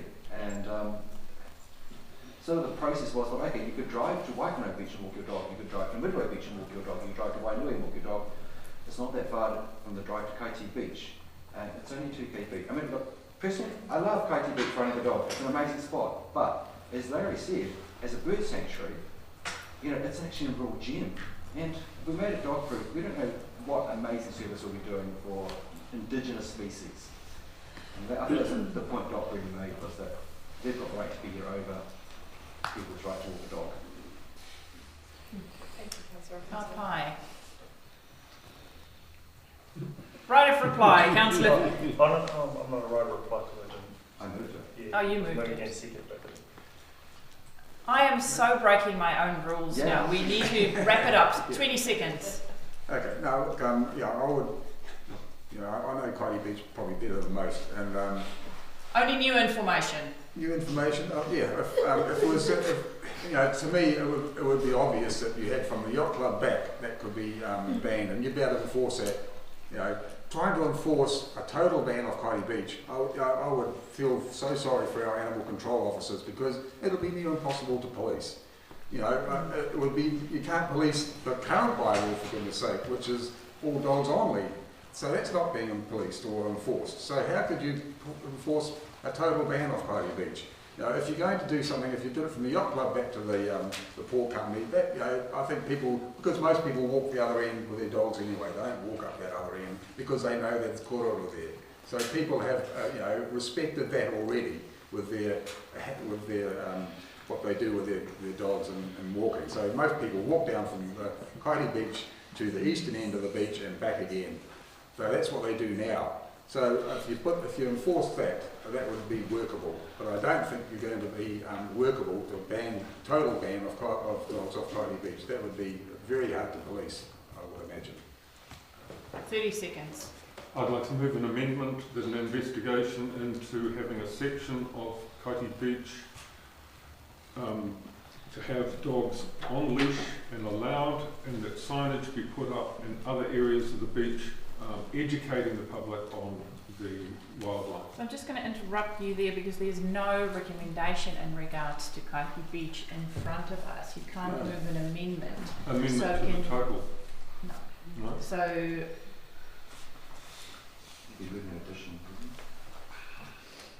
there's nothing in there. I just checked. So just out of process, I just want to go back to process, what the whole process is, which started a good few years ago, and then going through a hearing panel and then making recommendations. It's absolutely, we can make changes. It feels to me the hearings panel tried to go on submissions that were based on information from DOC. It doesn't mean that submissions from the public doesn't have the same weight. I just want to caution us that we don't just willy-nilly change stuff. We can do what we feel is needed. I just want us to make sure we have a proper process in place. So let's ask the table, because there's lots of questions I'm going to ask very soon. So let me ask the question in regards to Kaiti Beach. Is there an appetite to look at having bits of Kaiti Beach? Because to me that just creates more confusion, but that's all right. Is there an appetite around the table to look into that? What would the process be, Charlotte? Would you have to go back and consult again? Potentially not, given its current status. I've been double checking. But then again, there are some recommendations from the hearing committee. So, can I take some advice from the CEO? Well, you've got a recommendation on the floor. You've got a mover and you've got a seconder. So at this stage, this is what you're dealing with in terms of the process. Whether this goes forward, and if it does, then that. Well, but there's not a variation to make because there's no recommendation in regards to Kaiti Beach. But you're adopting the amended bylaw, which includes the proposal around Kaiti Beach, which is what the hearings panel has recommended, which is what's been moved. So while there's not a specific that mentions it, the draft bylaw that's been amended based on what was through the hearings process captures what the proposal is. So the question I'm asked, or the answer I'm asked after is, I just said to Councillor Elder, but you can't move or make a variation to something that's not a clear recommendation. I hear what you're saying, it is part of that. So the process I'm after is, because it can be voted down or voted up, how do we accommodate that? Do I just run through the recommendations one by one? If they are adopted, it's null and void what he's trying to... Correct. Yeah. Okay, I'm going to follow the process that I know, and the process that I know is that we have recommendations on the table I have a mover and a seconder. I think I've been very fair with giving everyone an opportunity to say we are going to take them separately, Councillor Thompson. 2 seconds. Can we not adopt it and then discuss it? No. Why do you not want to adopt? Well, I don't want to adopt all of them. I want to get the ability to amend some, so if we don't adopt it... Well, that's what we're going to do now. We're going to vote 1, 2, 3, 4 and see how we go. So, and then we'll see what fell out in the end, Councillor Thompson. Okay, councillors, what I'm asking of you is to be very smart, because I am not going to read every recommendation. So what I'm going to ask of everyone, I will tell you where we are at. Everyone opens page 27, please. There's a whole page of recommendations, and usually I do read recommendations, but this is a whole page, and it will take us an hour. So we go, we have a mover in Councillor Robinson, a seconder in Councillor Gregory. I'm going to go to recommendation 1A. There are 6 parts in there, and they are all going together. What I'm going to ask is all in favour. I'm going to ask you to use your hands, because I can just see us using our voices and it's not working. So if I say 1A, I need people to put their hands up, those that agree. 1A. And make it clear so that we can easily see what's going on. Carried. We move to B.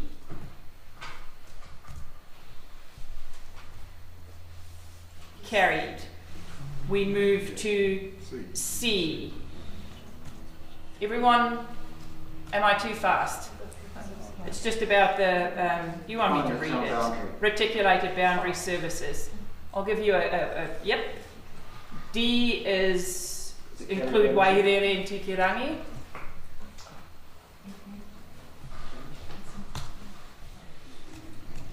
E. This is the designation for off-leash.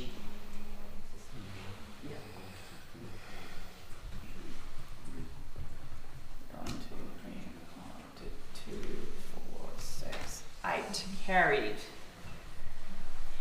Includes additional maps in the draft. Everyone will agree with that, because we do want to make it as easy as possible for the public. Okay, councillors, we move to number 2. Are you with us, Councillor Alder? No, I'm a bit lost. Okay, just open up. Nothing new. Page 27, my friend. Yeah, no, I'm on the right page. I'm just trying to figure out which one I'm not going to put my hand up to. I'm just going to reserve comment. So, recommendation 2 adopts the, I see what I need to do is read it out. Adopts the special consultation, so it's just the process. So 2A, B and C is talking about A, panel recommended changes to the Botanical Garden, B, recommended changes to Alfred Cox Park, which is the pump track area, and the panel recommended changes to the designation of Anzac Park. All in favour, hands up. Carried. We go to number 3. Adopts the attached dog control policy 2023 dog control bylaw and delegates the chief executive to make any minor amendments. And those amendments, Mrs. CEO, will include the dog, the menacing. No. That's not minor. That's not the minor stuff. That's special possible. Including to reflect council decisions. Hands up. 1, 2, 3, carried. Okay, we move to 4. Specifies that the dog control policy 2023 and the dog control bylaw 20 would come into action no later a month from the date of adoption. That's just standard procedure. Thank you. Second to last, publicly notify. That's just standard procedure. I need people to vote or not vote. Thank you. Directs the chief executive to review the standard operating procedure in relation to barking dog complaints and the tools available to animal control officers to monitor and record nuisance. All in favour? Hands up. 7. Can you read 7, please? Directs the chief executive to bring back to council further information and recommendations to address the issue of worrying dogs. Yes. Kapai, hands up. Thank you, everyone. what we're going to have is a quick 10-minute bathroom break.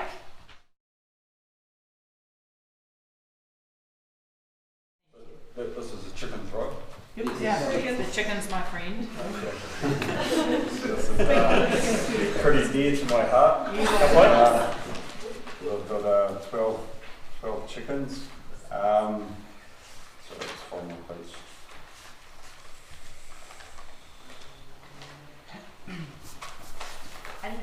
Are you speaking, Councillor Thompson? Yes. Oh, yeah, all good. Kapai. To speak on this.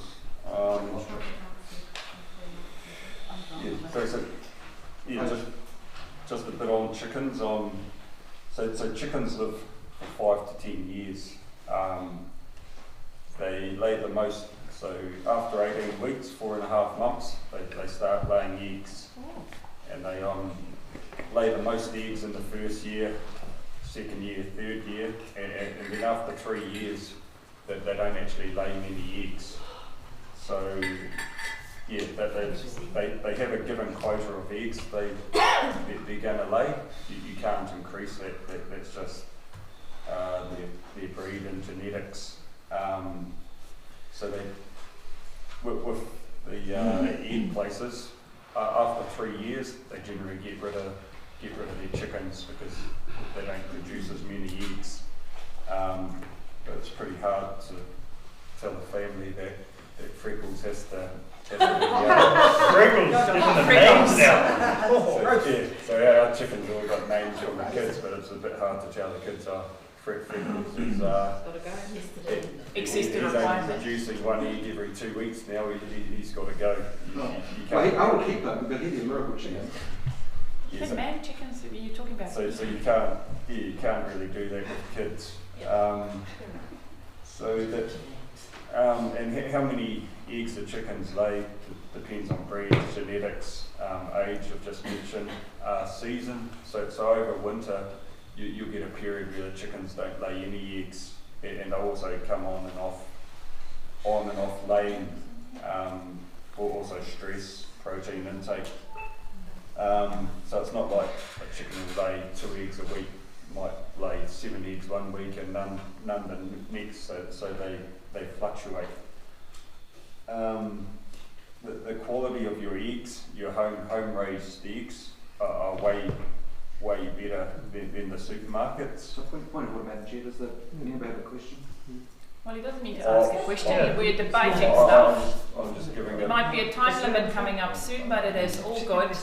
Keep on going, Councillor Thompson. Okay, so the eggs you get from home are way better quality than the ones you buy in the supermarket. They're way healthier because they have natural protein, that they have bugs and insects, they have sun, they've got more space to run around, exercise, and they're much happier. And also the eggs you get from home, that they put a coating on it, so your eggs, when they go to the supermarket, they have to get washed. So when they get washed, it takes this coating off, and then they don't last very long, and they go off a lot quicker, so they actually last a lot longer, the eggs from home too. They eat a lot of waste, or your organic waste, so they've got a lot of beneficial properties.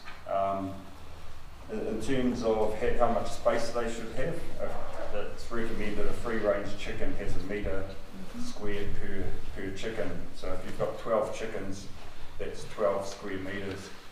So at home we've got 12 chickens, and they've got about 80 square metres. So they're living like rock stars. They've got a lot of space to exercise. My question when it was raised last time is what's driving wanting to reduce it from 12 to 6? How many complaints have we had? So I finally got an answer to that. So we had 8 complaints. We've had 5 complaints for roosters. So it's already in there that you're not allowed roosters in town, and I totally agree with that because they're noisy. So those 5 complaints are covered, and we've got 3 complaints for roaming chickens. and you're not allowed, you have to keep your chickens contained. So that's already contained in the bylaw. So that's your 8 complaints covered. So my question is, why are we reducing it? There's no complaints, so why are we reducing it? Yeah, there's no driver to reduce it in the first place. It's gone out for consultation. Almost double of the people who replied to the consultation didn't want it reduced. That the main reason being the price of eggs in the supermarket, we should be promoting self-sufficiency.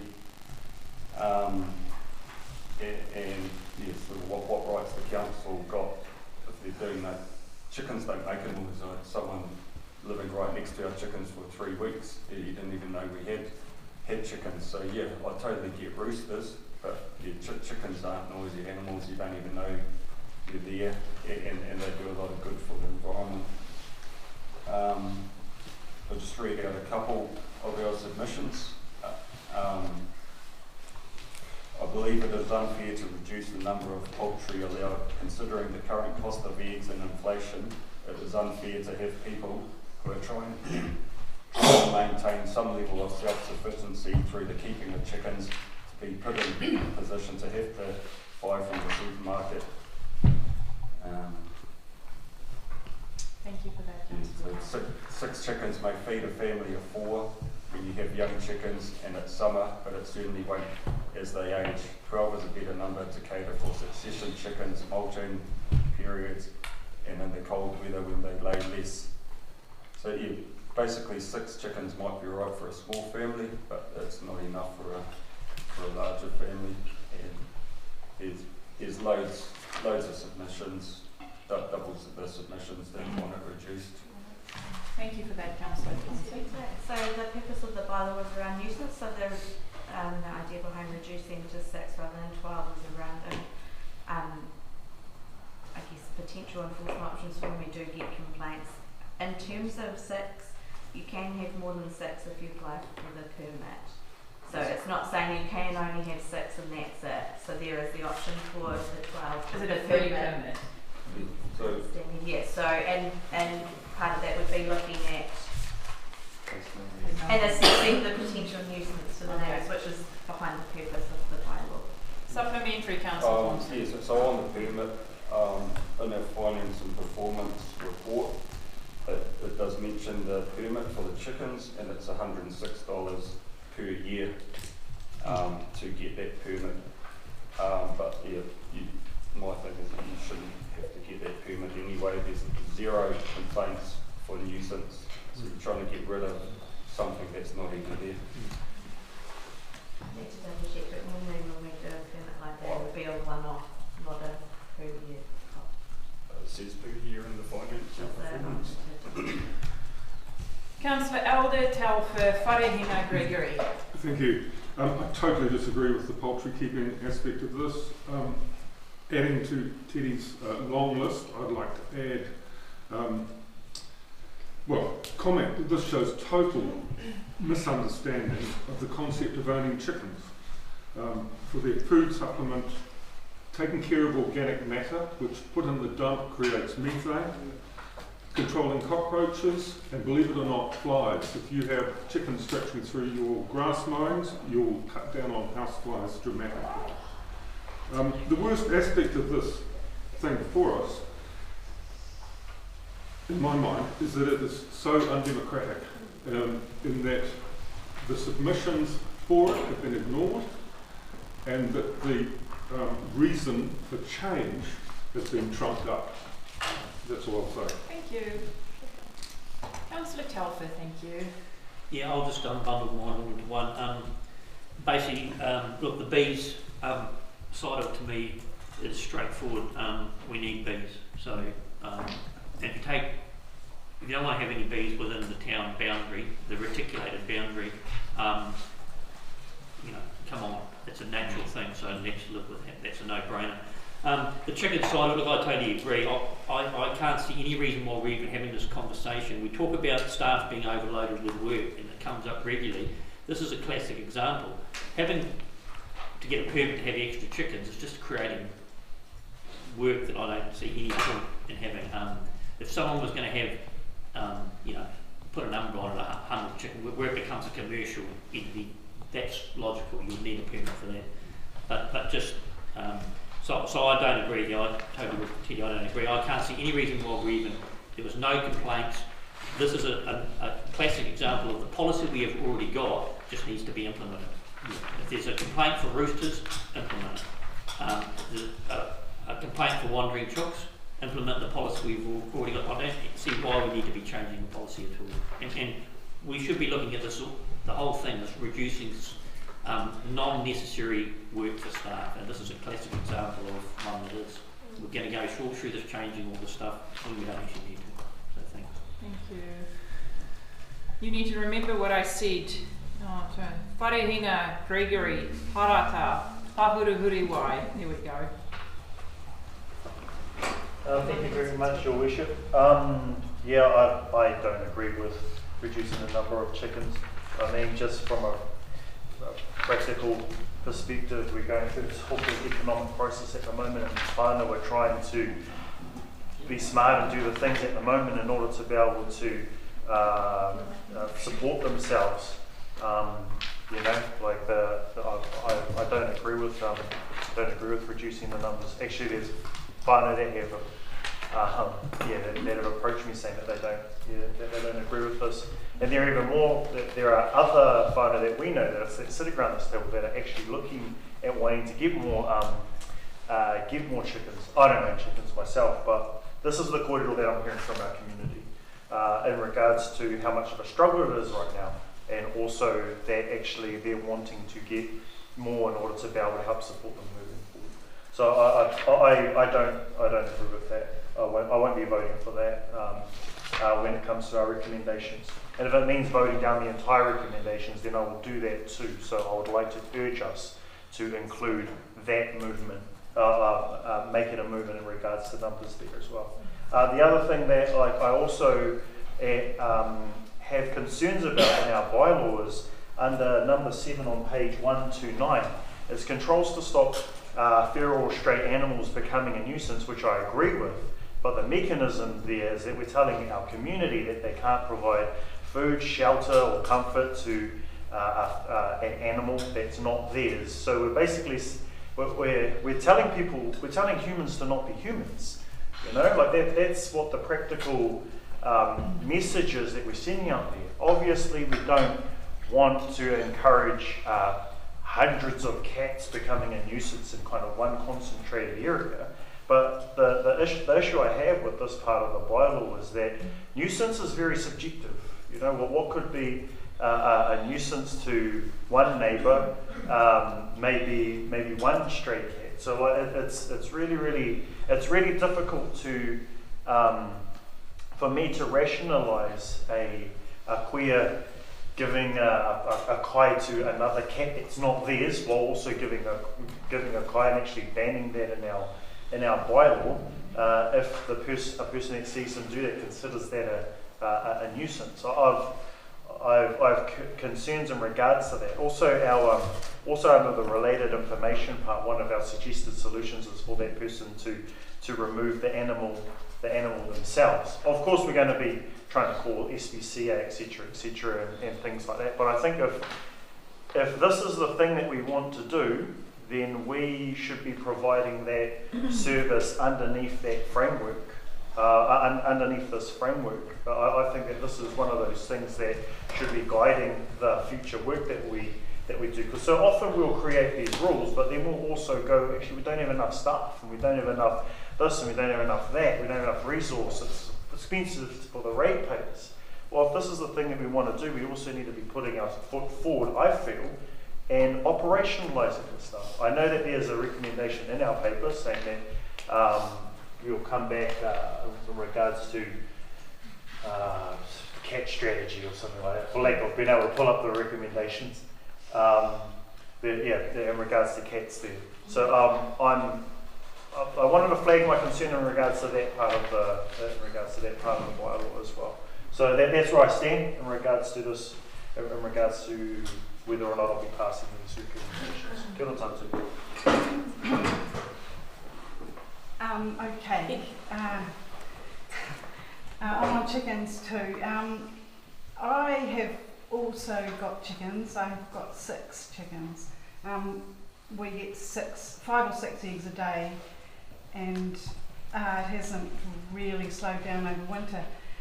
All of the good things that Councillor Thompson was saying about chickens are true, but when it comes to them helping you be self-sufficient, that's not so true, because to feed those chickens properly, you have to buy the right sort of mash, and it isn't cheap, you know. I get enough eggs to feed us and 2 of my children's families every week. If I had any more chickens, I'd have more eggs. I wouldn't know what to do with them.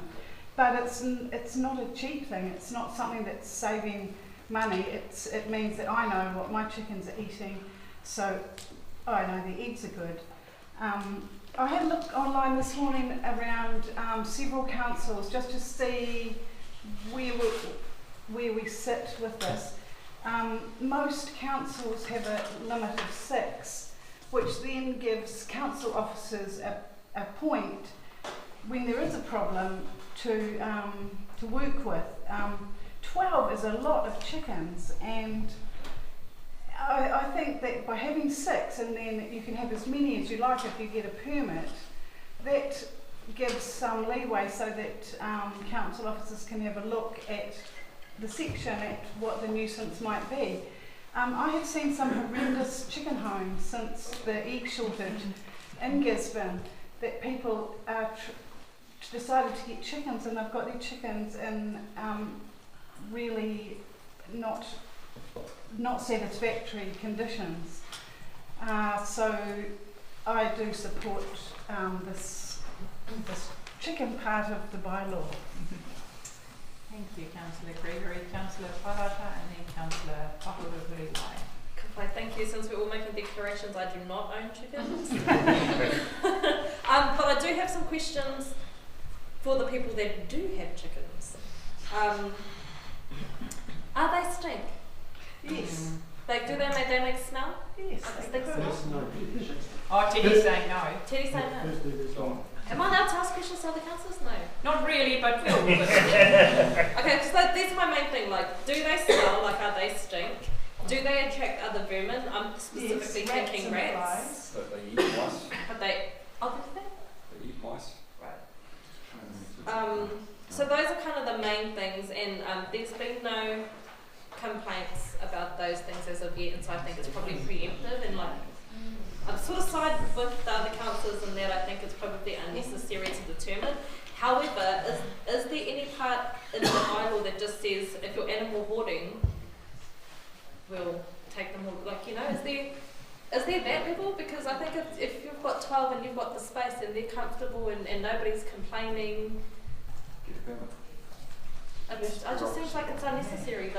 Administratively, it seems slightly unnecessary. And then also, I just wanted to clock in about the nuisance strays. I think that the bylaw policy is designed to support council when there is a problem. I don't think anybody would be coming down on Nanny feeding a cat, but if she's feeding 15 cats, that that would give council the opportunity to address it. So I am in support of that, especially from that perspective. Yeah, I sort of feel like maybe, not being very articulate today, sorry about that. I sort of feel as though it's an unnecessary step for council to dictate to people how many is too many, and that, especially when there are no issues so far, but we should have the ability to address animal hoarding, offensive smells, those kinds of things, as opposed to dictating actual numbers and then asking for money from people to give permits. Kia ora, thank you. Thank you.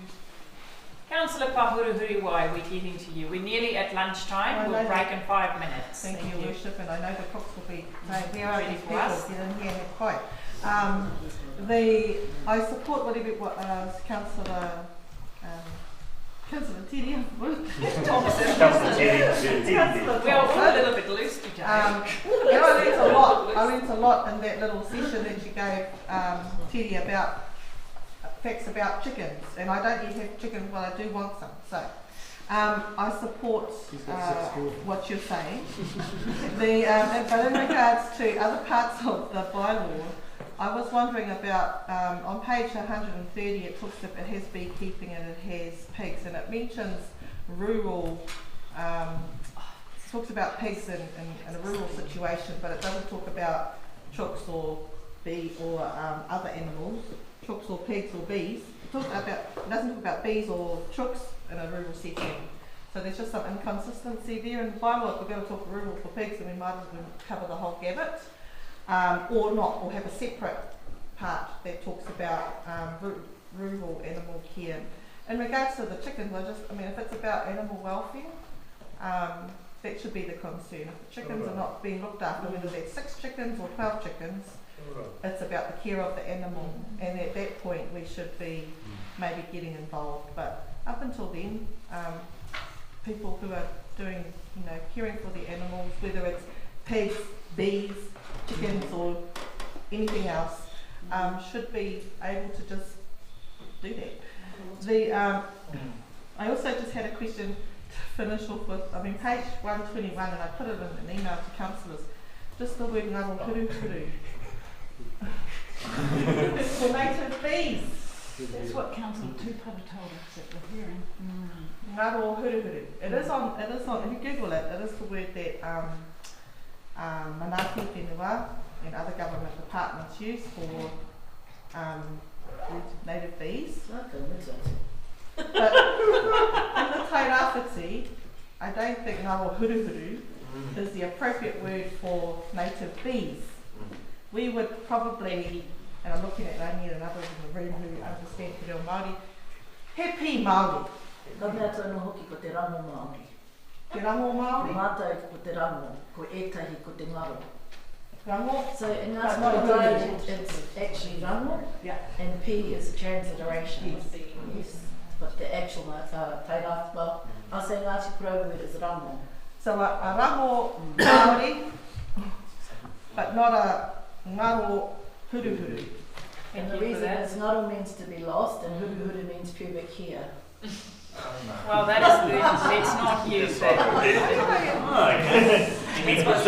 Okay, councillors, I'm just going to pull us all straight back to business. Thank you for highlighting that. That's what I mean, darling. Councillors, so I'm going to test the water about the 6 and the 12. And I just want to say to the people who have chickens, I have not seen any eggs. You're boasting with all your eggs and feeding families. Next council meeting we won't. Yeah. So what I'm because at the end of the day, what we're trying here to do is look after animal welfare, make sure our staff are empowered, that if they do have complaints or animals are not looked after well, that they have the tools to go out and they feel empowered and they feel supported by the bylaw that we approved. Charlotte. Just to clarify in relation to this bylaw, it's the rules etc. are not designed around enforcing conditions around animal welfare. It is very focused on nuisance, because that is what we're enabled to do, animal welfare. And the codes of welfare are MPI and SPCA and appropriate agencies. Just to be clear, that this is very much focused on nuisance. As defined under the interpretation. So will it be a nuisance to change 6 to 12 and keep it the way it was? You will have a right of reply soon. I just want to test the water, because I don't want everyone to vote down the whole policy because it is 12 versus 6 chickens. Let's be smart around it and solve the issues before we vote around the whole policy. So what I'm asking is, I've heard a few people speak towards 12. I've got no issue with it, but I also don't want to vote on something which then put our staff in a position that they can't enforce, or it is a pain in the butt. As mentioned, there are minimal complaints about it currently. That's reported as well. in terms of 6 verse 12, that's obviously in terms of being able to intervene if there was an issue in between the 6 and the 12 with the property, that would probably be where it would become problematic that it was 12 and not 6 in terms of the definition of nuisance. But if I'm not an enforcement officer either, so I'm just speaking from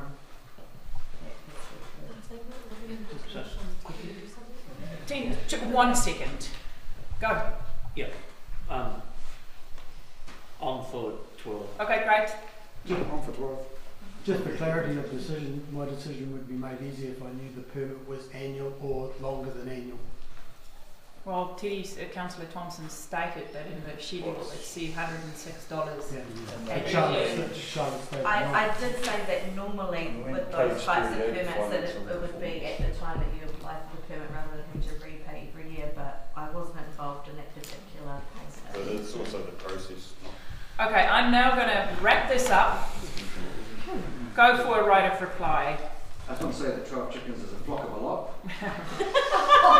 Keep it high. Look, I've lived very close to the commercial truck farm at the Waikato. The flies, there's a commercial basis, but the flies issues is horrific. I've now had the chance to be next to a person who owns trucks, and the fly issues is horrific, as is the smell on a hot summer's day. 6 provides 40 eggs a week. 2.5 families, 3 families being fed by Councillor Gregory. It's more than enough for one family to be self-sufficient and support 2 other families. 12 is getting up there, 80 eggs a week. That's a lot of chicken. So if we had 6 and we had to get a permit to have more than 6, and it was a process that was assessed by officers, and it was an ongoing, once it's granted, it was ongoing, that should be fine. I've got a friend who keeps pigs in the city. He had a permit granted to him, and he didn't have to pay annually. It's granted because it's urban rural in the city boundaries, but it's not annual. It's granted once it's assessed and granted, it carries on. I would assume it's the same for chooks. But if someone had 7, 8, 9, 10, 11, 12 chooks, I don't know how our officers would then be called out to assess complaints because it's between 6 and 12. I mean, like, that's really challenging. So I think 6 is a smart number. Other councils have adopted it. It's a lot of eggs for a family. If the rationale is to provide eggs for your family, beyond that, you really semi-commercial. Okay, councillors. So I have a recommendation on the table. I have a mover. The recommendation as it stands is that we will revoke the bylaw that we have, the 2012 one. Include the suggested edits proposed by the panel. Number 2, confirm that it will come into force on the 10th of September 2023. As always, direct the Chief Executive to investigate options for the management of cats in Tairāwhiti and provide an issue and options report to Council. And 4, directs the Chief Executive to improve data collection on native bees as part of ongoing biodiversity research. From your face, I would leave it open to you to comment on option number 4. What does that entail? That is improve data collection on native bees as part of ongoing biodiversity research. Yes, I'm not sure if the staff have inputted into that particular recommendation that came up through your worship, but I would have to say that would need to sit alongside all the improved data collection that we need from our recovery efforts in terms of prioritisation. So noted on the list, but I don't believe we currently have the resources to do that. So more just note that the Chief Executive will not direct. I was actually wondering about that with number 3 as well. Yes. Well, there's a big issue up in number 3. Yeah, cats So I just, on number 3, we received really, really comprehensive and actually thorough submissions from 3 different entities around the feral cat issue, and other councils have been bringing bylaws to deal with the cat issue. We didn't capture it, we didn't consult on it. This bit of mahi, this number 3 was really to start the ball rolling on that mahi. So I understand where those recommendations are coming from. What the Chief Executive is saying, in this current environment, this is not going to be a priority for, say, the next 6 months. Correct. It will be then after we've done the majority of the planning for the recovery mahi. So it is there, but it is not a priority time-wise at this stage. Ka pai? All in favour? Aye. No. Okay, I'm going to use hands today. All in favour? No. Oh, it's just All for. contrary?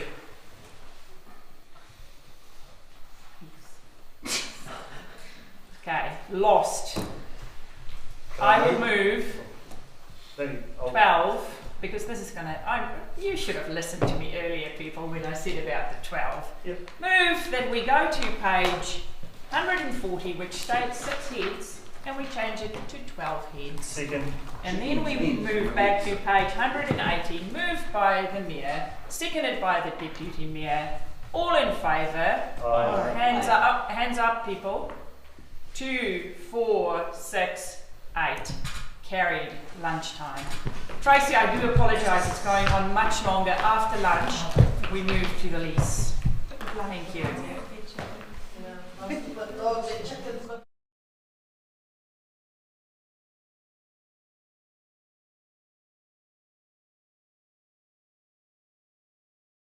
Hatea Rangi Memorial Park, Tokomaru Bay United Sports Club, and I'm going to open the floor to Chris. Give us the background on how we got where we are, and then we take it from there. Thank you.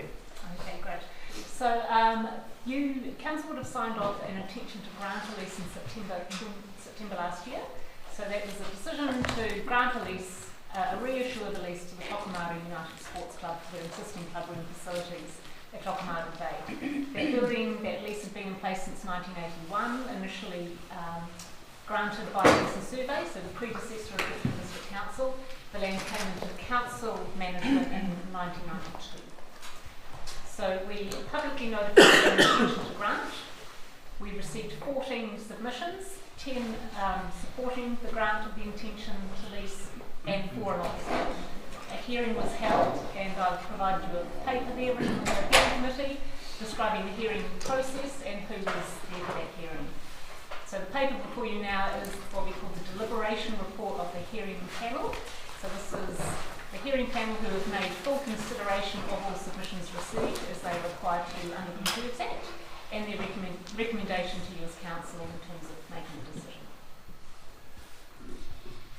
Kia ora. Any questions, queries?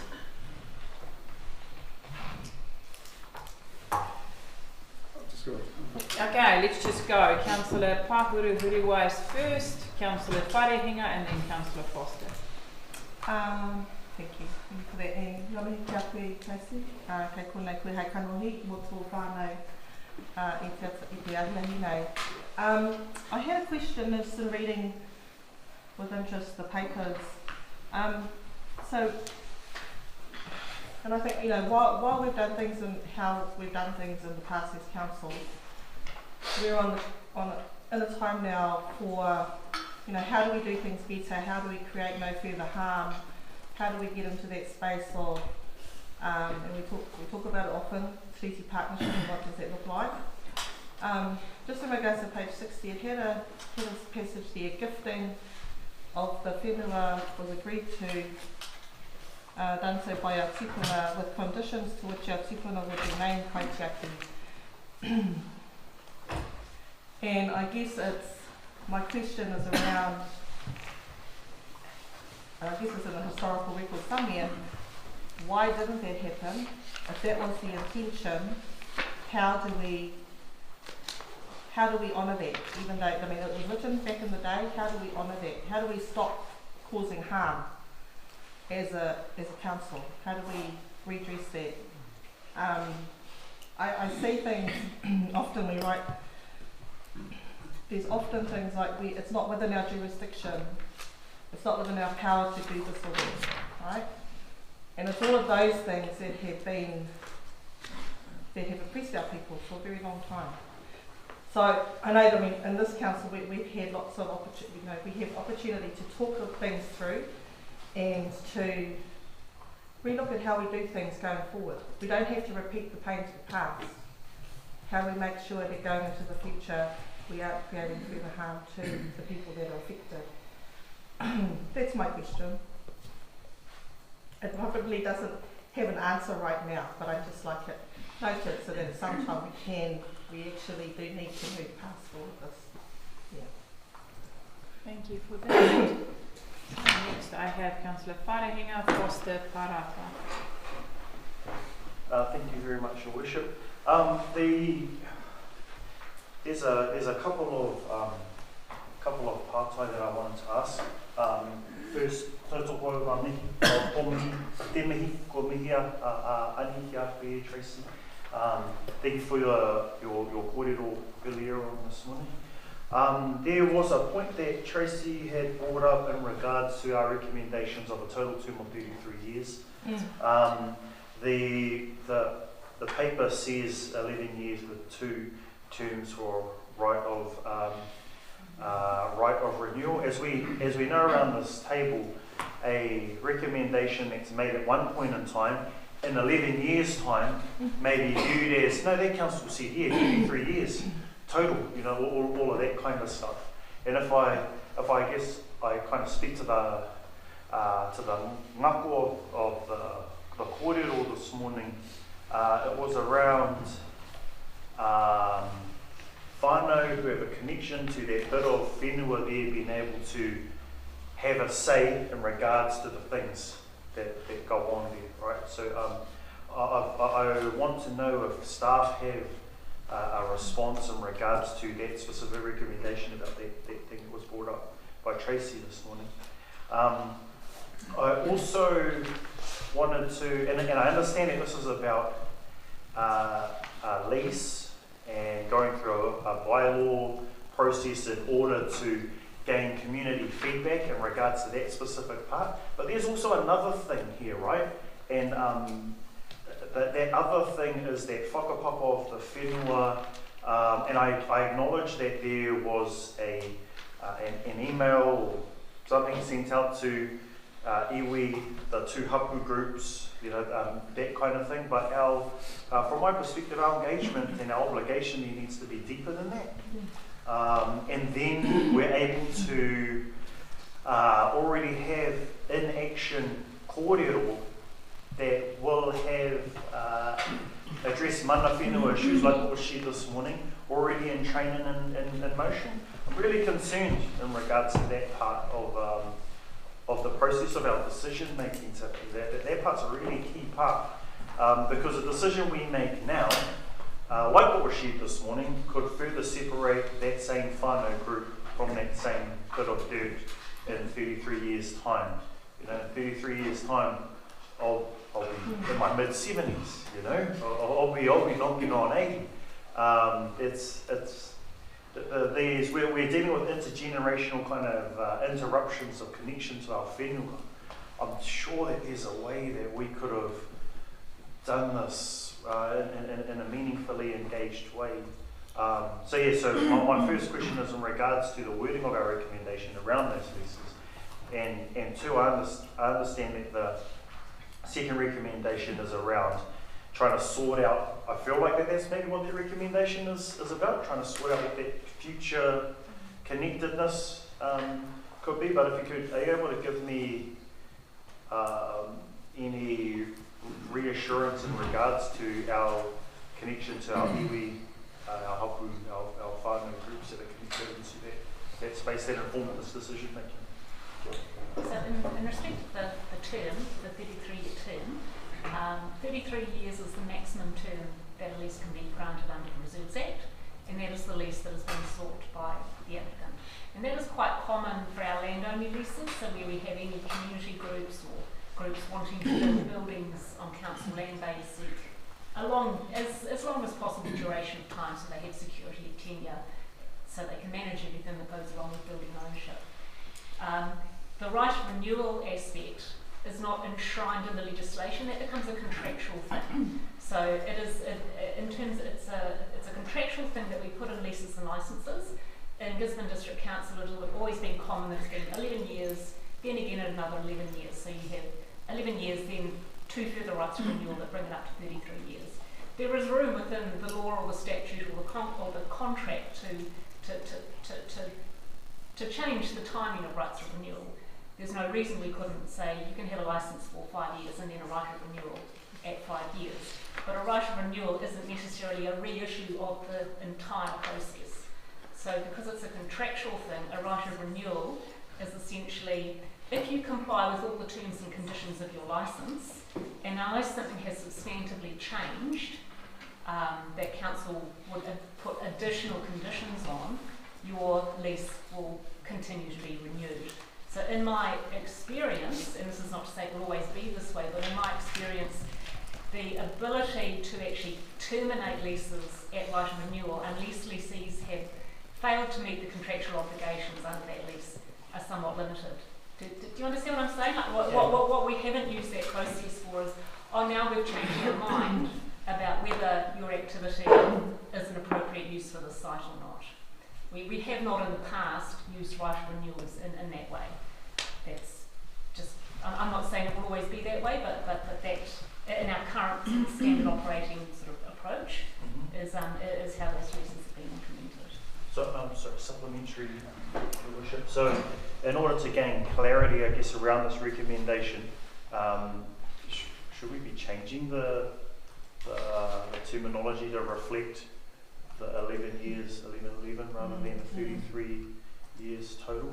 Yeah, we can do that. And also, I'd asked about the reassurance in regards to our anything that you can offer over and above the paper stuff in regards to engagement with iwi hapu. Yeah, sure. So in terms of this process, which I came in quite late in, you know, we are, I think it's fair to say that we are in a process of continual improvement when it comes to engaging with our iwi partners, when it comes to consultation over leases and licences. You know, we are trying to figure out what actual meaningful engagement looks like. And this particular process went through a slightly different process. It went through a process as part of funding through the through Relative Order for increasing the size of the sports facility. So the sports club is successful in obtaining external funding to amend it and change the sports facility there. So the process that we used for engaging with iwi and hapu in the community was essentially that process. It wasn't quite the normal sort of lease consultation process that we would, you know, more commonly do.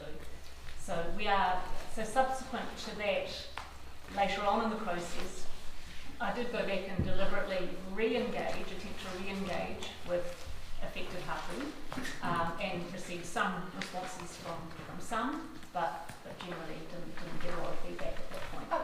Sorry, get Michelle to comment. Through your worship, just also to clarify, we are currently in the process of assessing submissions from the community occupancy policy, which underpins all of our leases. So that submissions process, we did receive a number of pieces of feedback around our approach to the engagement. So I propose that we are doing a whole lot of work in that space to get our underlying approach right going forward. So I did want to emphasise that there is a big piece of work that will be coming back to council for consideration.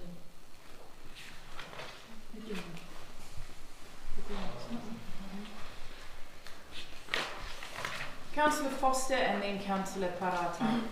Thank you. I do agree with the 11-year times 3 incorporative total term of 11 years times 3 for the lease. Just having that 11 years rather than the 33 years I think is better. I'd actually like to strengthen recommendation 2 as well. Investigate establishing a co-government agreement for the ongoing management with the intent of self-governance like we have at Tokomaru Park. So I would like that intent to be to add on to number 2, and it would strengthen number 2, I believe. Thank you. Thanks, Councillor Foster. Councillor Parata. I'll just note that I'm a member of the Whakatua Park Board. I'll just note that as a conflict because it's been raised twice. Yeah. But I will just say that in terms of the Whakarua Park and its structure, it has its own reserve legislation, which allows the Whakarua Park Board and the trustees to manage it independent of council. A couple of things I wanted to raise: support the rewording of the 2 times 11-year right of renewal as part of the recommendations. I also note in this no, where do I start? The discovery of koiwi at the site is significant, and personally I think that council has a responsibility to either support mana whenua or support tangata whenua to explore what that might look like. I don't think it's a leadership role, but I definitely do think that that's probably a discussion in the co-governance space as a matter of priority to understand what has happened in that whenua before, what was discovered then, and and what's the history of the land. I think it's really important for that mahi to be done, because that's a conversation actually that's been floating around for a really long time. Also just noting that the objections to the rangatahi facility being potentially developed in that space, again I think is a conversation for co-governance, and that the concerns about rangatahi spaces being developed in a space where alcohol is sold and present, that has some weight to it. But again, I think it's for co-governance, and just support Councillor Foster's whakaaro about strengthening the wording beyond investigation to absolutely establishing that co-governance, so that whānau are not disconnected and alienated from their whenua, that decisions are being made that include the community and mana whenua, and that strengthens the relationship of council and tangata whenua going forward. Those are my points, thank you. Thank you. Could you put your hand up, Councillor Tibble? Yes.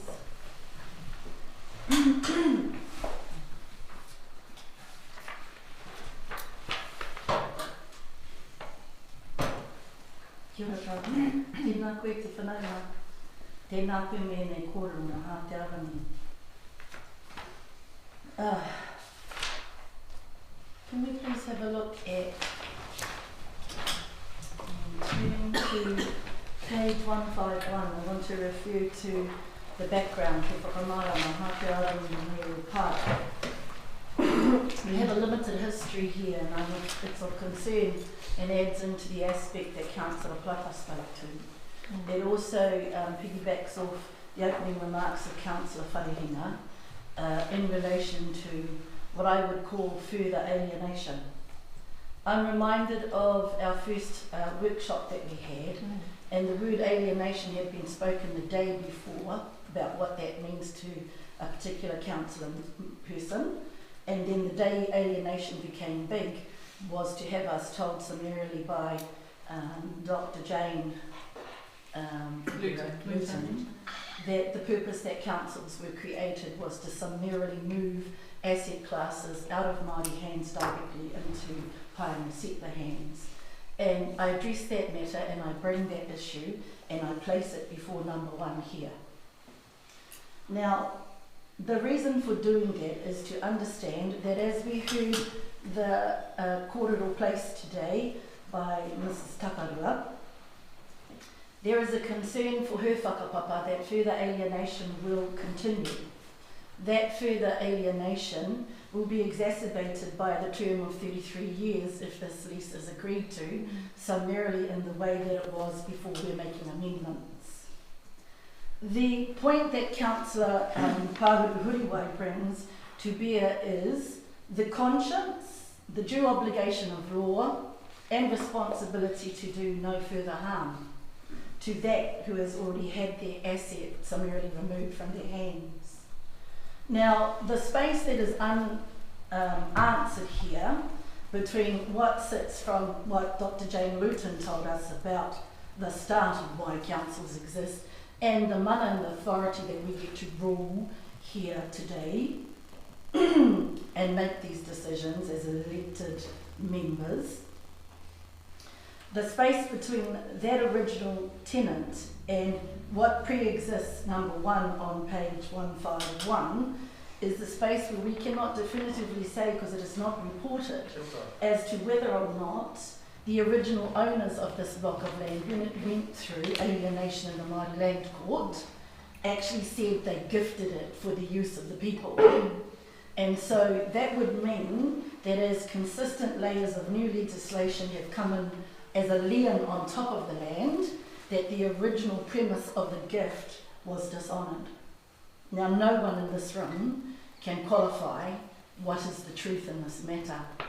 But if we were to push that aside and say that it doesn't matter because judiciously we are only dealing with the matter at hand of a 33-year lease, then we would progress without any conscience about the harm we might continue to perpetuate upon an alienated whakapapa, who today, no doubt, probably anywhere between 7 to 8, 9 generations deep now, still feel deeply traumatised by that legal set of warfare enacted upon them without their consignment to agree to it.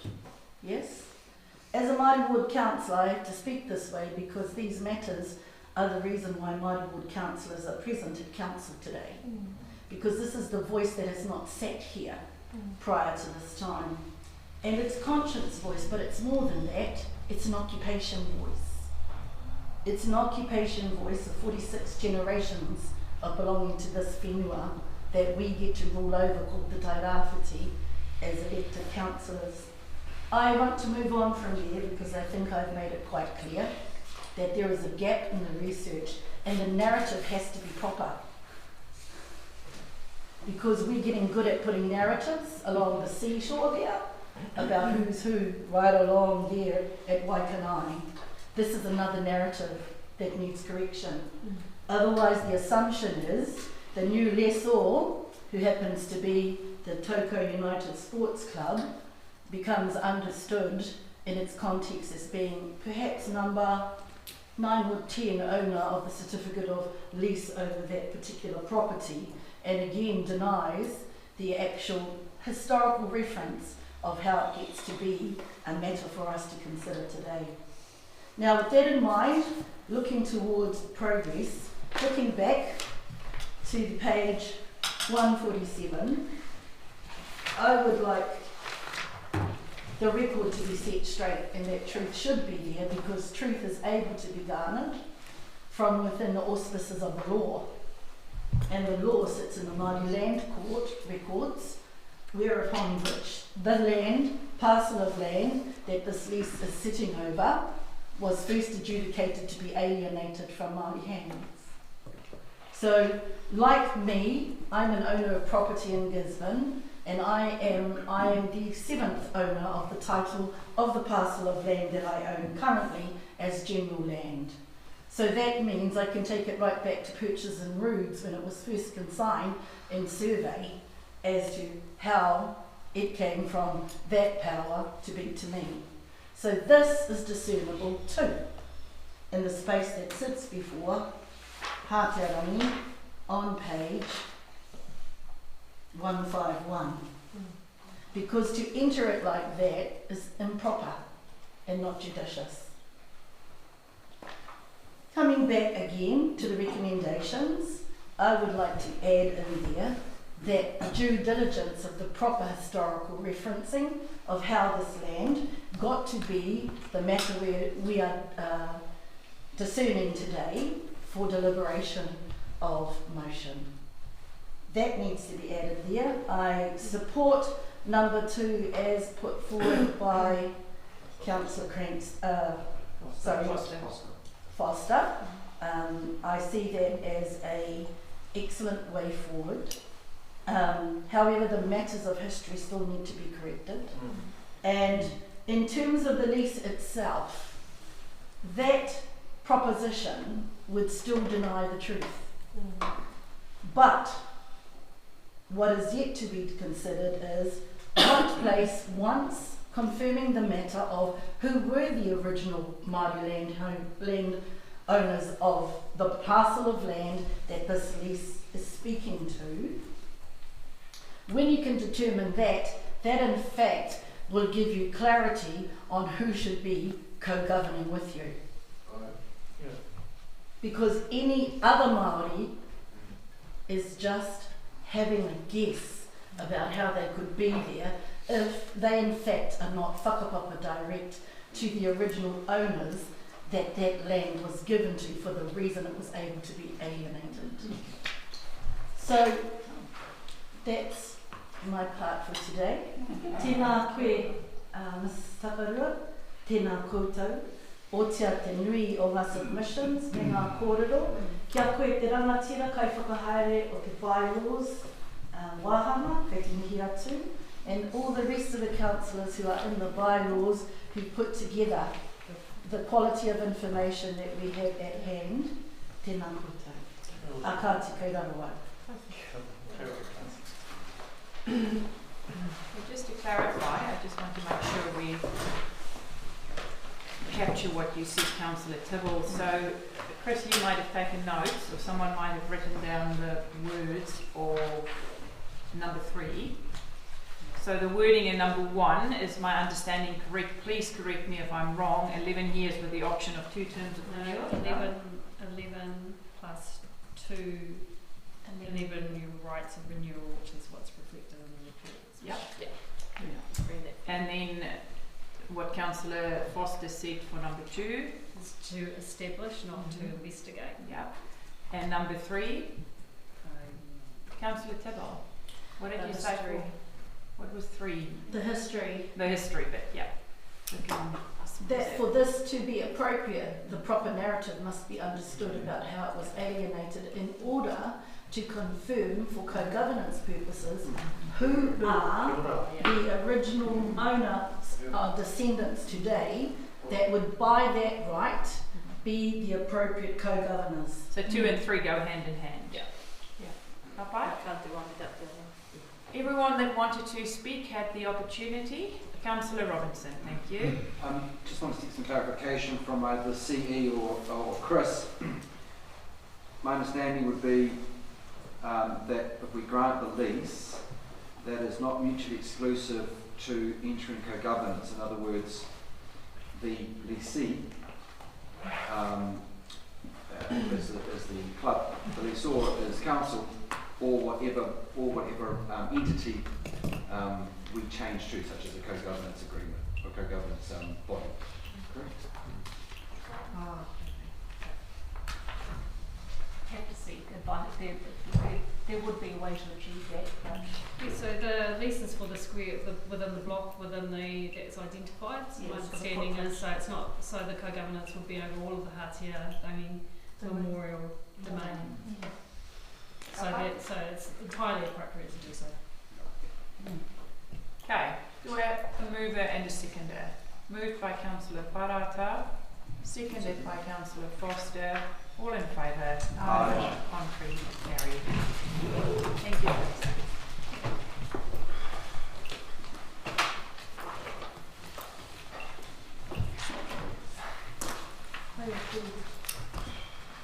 Okay, councillors. Now we move to it's a big paper, but it's relatively operational and straightforward and instructive of staff, instructions from staff to make things operational. So Joe, I'm going to give you the opportunity to talk to us in regards to page 181, just the recommendations or just overall background. Thank you, Mayor. Kia ora tātou. So this is the end of a very long process that began formally in 2015 with a public notification of our then regional freshwater plan under the national policy statement that existed at that time and has since changed. The report sets out the background in terms of we received over 40 submissions, hearings were held with a mixture of councillors and independent commissioners overseeing the hearing process, making recommendations to council that were released in 2017 as decisions, which were then appealed by 16 parties. A number of other parties joined those appeals, so these are appeals to the Environment Court. We went through a mediation process in 2018 and 2019 and resolved a number of those appeals. One group of appeals relating to forestry were withdrawn after the Queen birthday storms, and that left us with the one outstanding appeal, which was the appeal made by Tawhānau Kai relating to Māori interests in freshwater, particularly proprietary rights and interests. So that appeal did go to the Environment Court. We received the Environment Court decision, I believe it was about a year after the hearing, so that takes us to 2021. And then there was another series of appeals on points of law through the High Court and attempts to take it to the Court of Appeal and Supreme Court, which were not permitted in the end. So at the end of all that, we end back with the Environment Court decision being the changes that we've been directed to make to our plan, alongside the series of consent orders that were issued by the Environment Court, which reflect the agreements that were reached in mediation. So now we have got to a point where all the appeals on the plan are settled. There are no more rights of appeal. So now we're in a position where the council can make those planning provisions operative, basically making all the changes that are set out in those consent orders and the Environment Court decision that are attached to the report. And then it becomes a matter of some formalities that we have to do, fixing the council seal, publicly notifying that we're making the plan operative. We are essentially using all those changes at the moment in our decision making on resource consent, so they're technically operative, but they haven't got that final council seal. So the end of a very long journey, 8 years in the making. Yes. I sat on that hearing panel. We had paperwork like this. It was a massive, massive piece of work. So well done to your team. It's been a long journey. Any questions or queries from councillors? Councillor Thompson and then Councillor Elder. Yeah, me personally, I see our biggest threat to our freshwater being our forestry. And I think we've seen that recently with the floods and all the slash and everything else. Seems like everything's been addressed in terms of stock and everything else. But to me, they sort of haven't addressed the elephant in the room, the forestry. I see forestry's withdrawn a submission thing in November 2018, but there's nothing in here specific to forestry. I'm just wondering why. So this relates to the previous freshwater planning process. We're now in a new freshwater planning process, and forestry is front and centre of those considerations. So we'll be coming to you with new changes to the plan. This is sort of historic in a way. It was applied, but it's just a reflection of how long plans take to go through. Under that current appeals and Environment Court stuff. Councillor Elder and then Councillor Wharehinga. Thank you, Your Worship. Page 187, community engagement occurred in 2012 and 2014. Just a comment, it does seem a hell of a long time ago to be still riding on it, and I know Maori and iwi would not tolerate that sort of time delay between a decision. If there was something contentious in there, it would be an issue, but I couldn't see anything contentious. So, question around page 218, objective 4, reasonable use. Is there any definition of what reasonable use is? Yes, there is a definition in the plan. I don't have it at my fingertips because I'm not online. Yes. And then perhaps a bit of a dig, page 255, which is all about the importance of keeping shady vegetation over some of the smaller streams that we have, and the importance of that vegetation for oxygenation of the water, cooling the water, and making it generally a good place to live for fish, in particular inanga. And the new knowledge that inanga don't only breed in the littoral zone, but they're breeding, other species breed higher up. And the dig comes that on living on the Whatatuna Drain for most of my life, the worst offender to the degradation of that stream has been the council and their blanket use of Roundup and oil, which they spray over the entire stream, and very quickly it turns into a tepid, putrid environment. So just make that comment quite quick.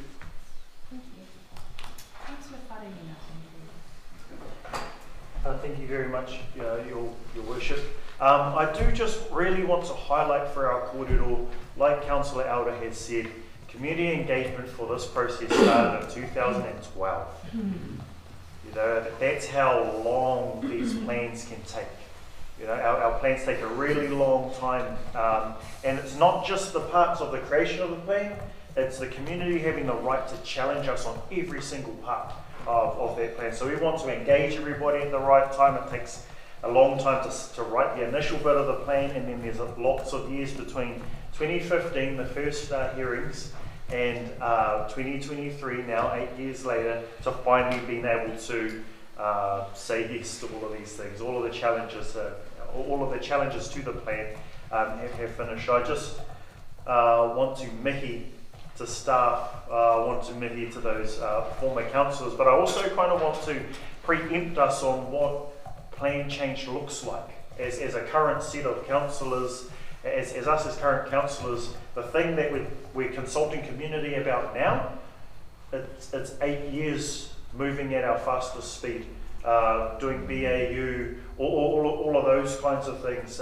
being open to our community to challenge us on all of this stuff. Like it takes a while. It does take a while. The intention is always there, and the stuff that's in here, if implemented in 2015, would have been just absolutely awesome, and we would have been able to roll over to the other pressing matters. So I do just want to speak to that. It's really a long process. We hear it often, but this is literally the I want to say not personification, but this is literally the actualization of how long of a process things can take. But with that said, though, and in connection to what Councillor Thompson had kind of put out there, we've just had these massive cyclones, and we've had a community come to us with a petition, say, hey, we need these things. We've had a land use inquiry. We've had so much interest in regards to the strengthening up of our plans. Inside of this plan, is this plan permissive? Are there ways for us to future bolt on some of these other things so that it's actually a little bit tighter? So we can still do the 8-year thing, but are there things that we can do, are there the 8-month things, the 18-month things? You know, it's that kind of stuff. So we can get some runs on the board for our community, while also providing that long-term surety in regards to our planning tools. Through you, Your Worship. So, as you know, we are working on a plan change related to forestry provisions and what can be tightened up there. As part of the response, the MILU, the Ministerial Inquiry to Land Use Response, there'll be a ministerial appointee who works alongside us. And one of the areas that I understand they'll be focusing on is that plan change work, and also looking at options that maybe MFE, central government, can support us with to make that go faster, while still making sure we do the right level of consultation and engagement.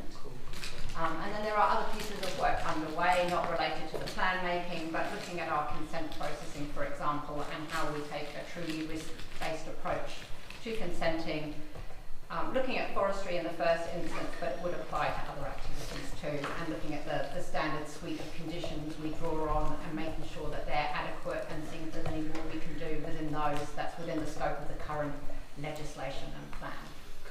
Just supplementary, so things like you're talking, we're having this quarter about purple zones, right, in order to say planting can't occur here, not only for forestry but also for carbon farming, those kinds of things. We have riparian strip planting provisions inside of this. These won't limit our ability to do the purple zone aspirational things. Through you, Your Worship, no, that won't limit our aspiration to do the purple zone and that wider piece of work on land use throughout the region. These are some quicker, I don't like saying quick because as you've just alluded to, plan making is never quick. Yeah, but these will be a discrete set of changes that we can have in place while we work on the longer term solution. Thank you very much. Councillor Parr. Yeah, I'll be really honest. I struggled through those papers. I had to read them twice because I didn't actually entirely understand what was going on. So patience while I ask my questions would be much appreciated. Firstly, I understand that this has been a long process since 2012. We're now in a new freshwater planning system where mana whenua have been asked to develop mana o te wai statements. What I want to understand is, does adopting, supporting, moving this forward, does that have any effect on the new conversations about freshwater planning? So through your worship, no, it won't impact those conversations in any way.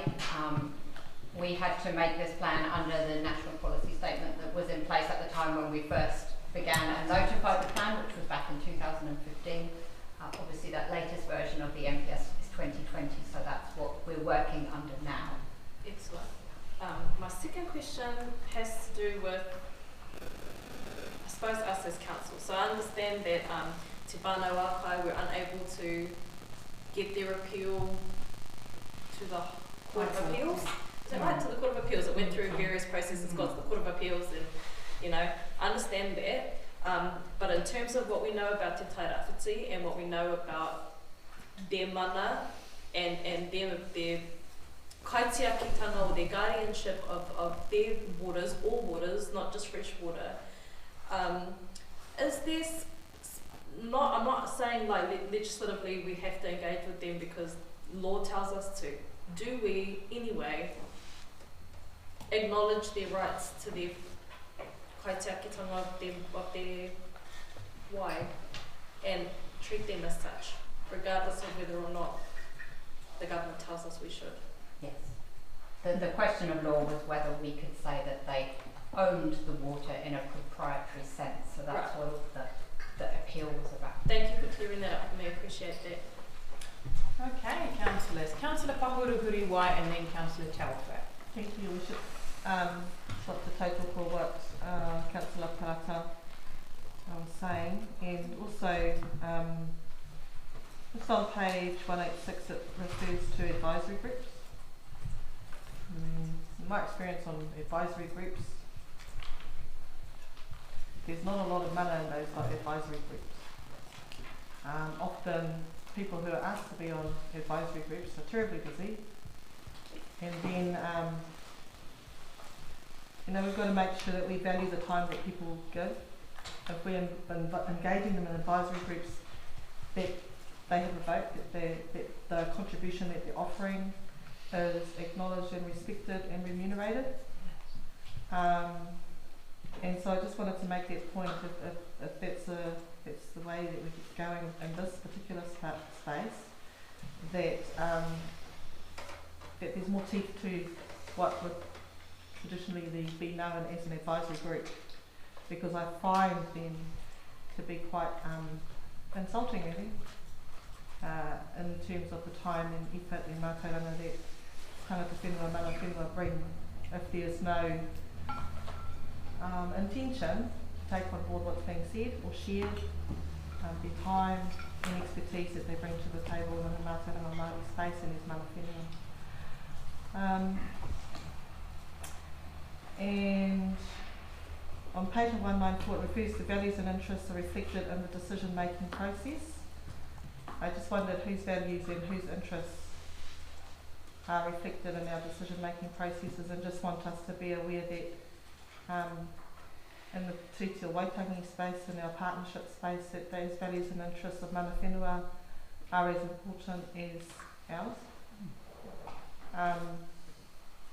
And just reminding us to be meaningful in what we say and what we do. Kia ora. Thank you for that. Yeah, look, I after reading right through this, I don't quite agree with Josh's statement.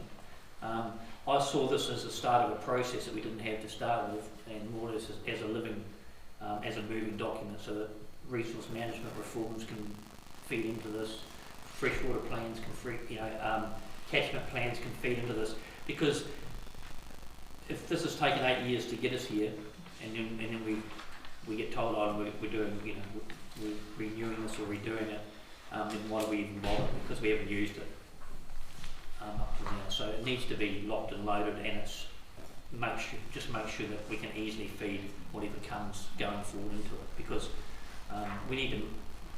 This sort of thing needs to be flexible. It needs to be able to move with the Just time. a correction, it has been used. Yeah. Yeah. Yeah. All the time. But, I mean, we're not going to recreate the wheel. So the 8 years to get all of this together, go through the court things, is hopefully not going to happen again. This is going to be able to be added to. And through you, Your Worship, there is a specific freshwater plan making process that is intended to make it slightly more streamlined. We will all find out whether that's the case, because no one's yet been through that. But this is the beast of the process, Yeah. is that everyone, have the right to then appeal, and there's a process which is out of our hands, the environment court. Yeah, and it's there for good reasons, for natural justice, so people can have their say. The RMA was tended to be a public participatory document, a piece of legislation that allowed people to be involved in handmaking. There are no more questions. Do I have a mover or a seconder? Moved by Councillor Wharehinga, seconded by Councillor Gregory. All in favour? Carried. Thank you for that, Joe. Councillors, 287. Mrs. Corn, do you want to talk to us? Or is it very straightforward? Councillor, so what we are talking about, every 6 years, we need to decide on how we vote at the next election. Every 3 years, I mean. And so the options are retain single transferable vote. This is how we voted for the first time this past election. Second option is change back to the old electoral system. Undertake a poll of electors. Number 4, then give notice. Any patai, any questions? Oh, I see the hands going up. Parata, Foster, Gregory. I sort of like going second so I can hear what other people are saying. But, we had a really low voter turnout in this last election. I appreciate the people that did vote that brought us here to council, but ultimately we want more people to participate and their democratic voice to be heard. I don't think it's helpful to change the style of voting every 3 years. It's only going to make things harder for people to understand what to do. Secondly, just understanding more about the STV voting system and how it proportionately means that everyone's vote does actually count. And I think if people really understood that, and we put some work behind ensuring that people in Te Tairāwhiti understood that every single vote counts. Whereas the other systems, some votes they're like wasted votes. But mostly my thing is trying not to cause confusion in a space that there's already so many barriers.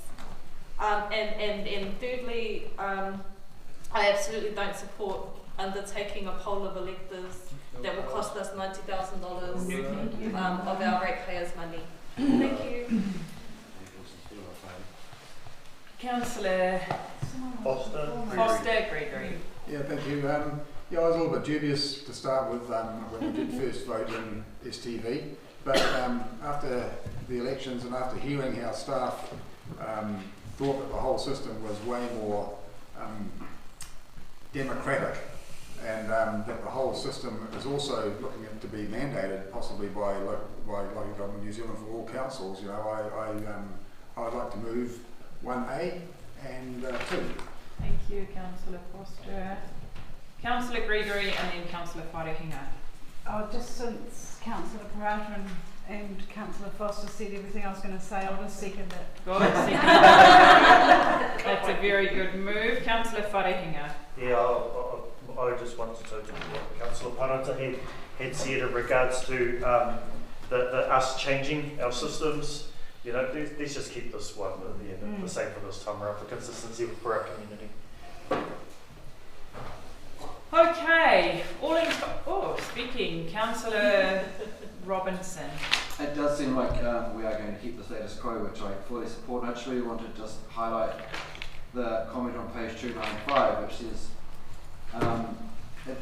blah blah blah. It's an important first step towards achieving a more diverse representation on councils. STV does result in a more diverse and democratic representation, and educating our voters and empowering our rangatahi, for example, to vote. I think this is a very important step.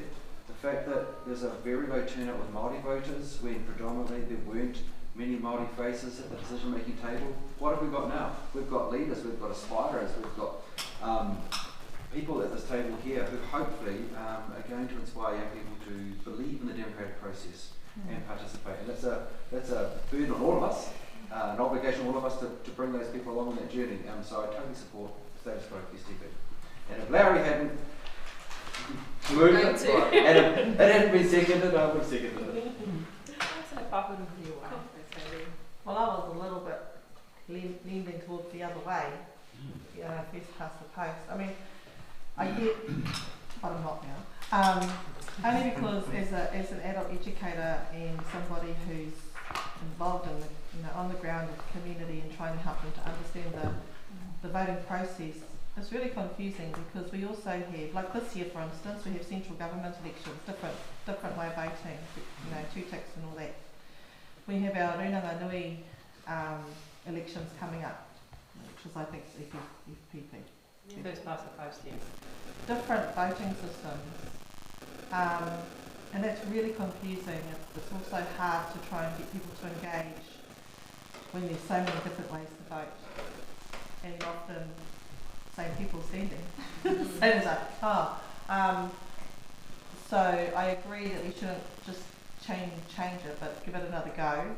I found the whole process at the time quite exhausting and understanding it. But the little,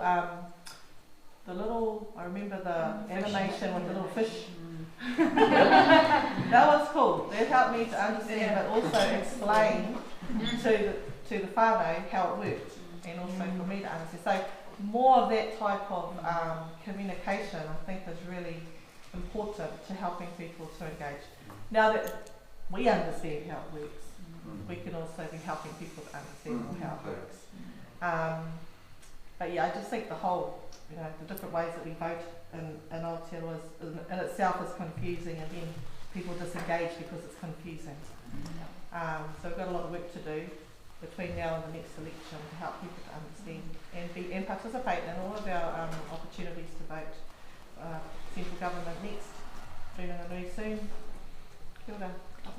Yes, and you will remember from the Future for Local Government report, one of the recommendations to government is that there should be consistency across all councils, and they recommend STV because there are evidence to show that it does, even though it's more complex. And I agree with you, Councillor Whahura Huriwai. It just makes sense if you already have people that are not that engaged. It's so much easier to vote than just to tick 5 people.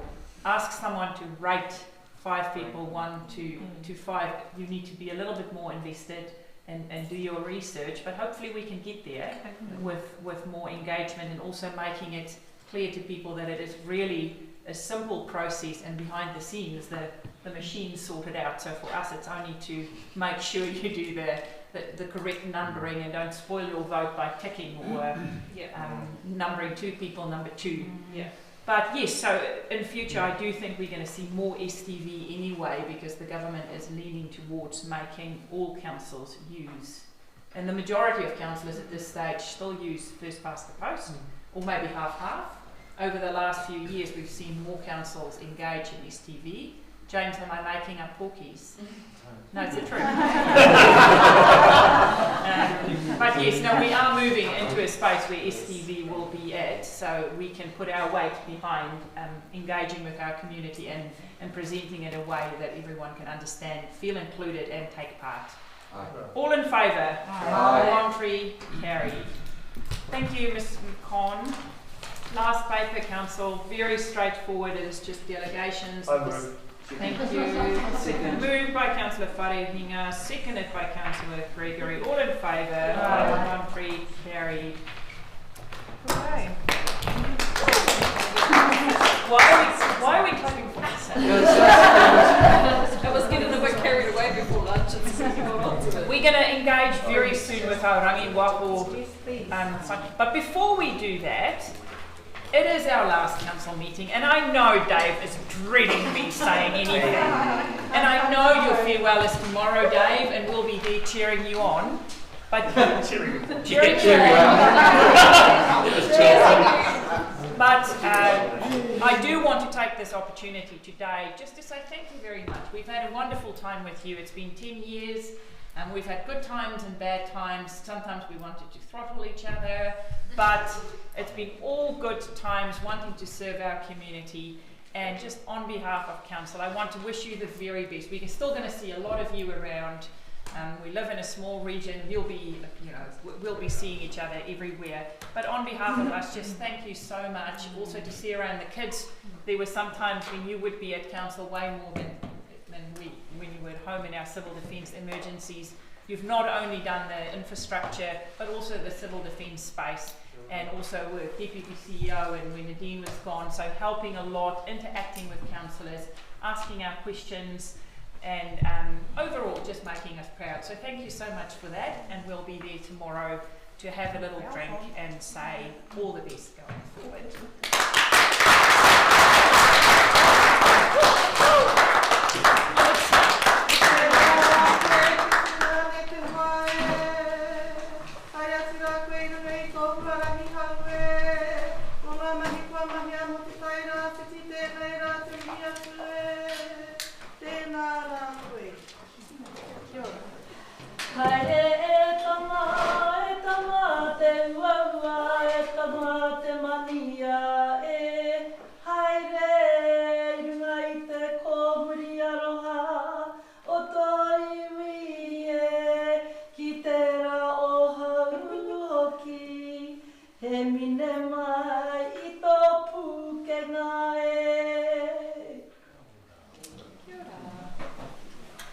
Save your speech for tomorrow, Dave, or do you want to say you can give it twice. Or you do want to have a practice run today? We'll talk tomorrow. All good.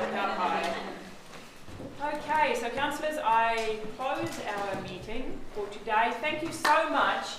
We will talk to Jodie and Daniel and then now, but I just wanted to also thank our team at the back.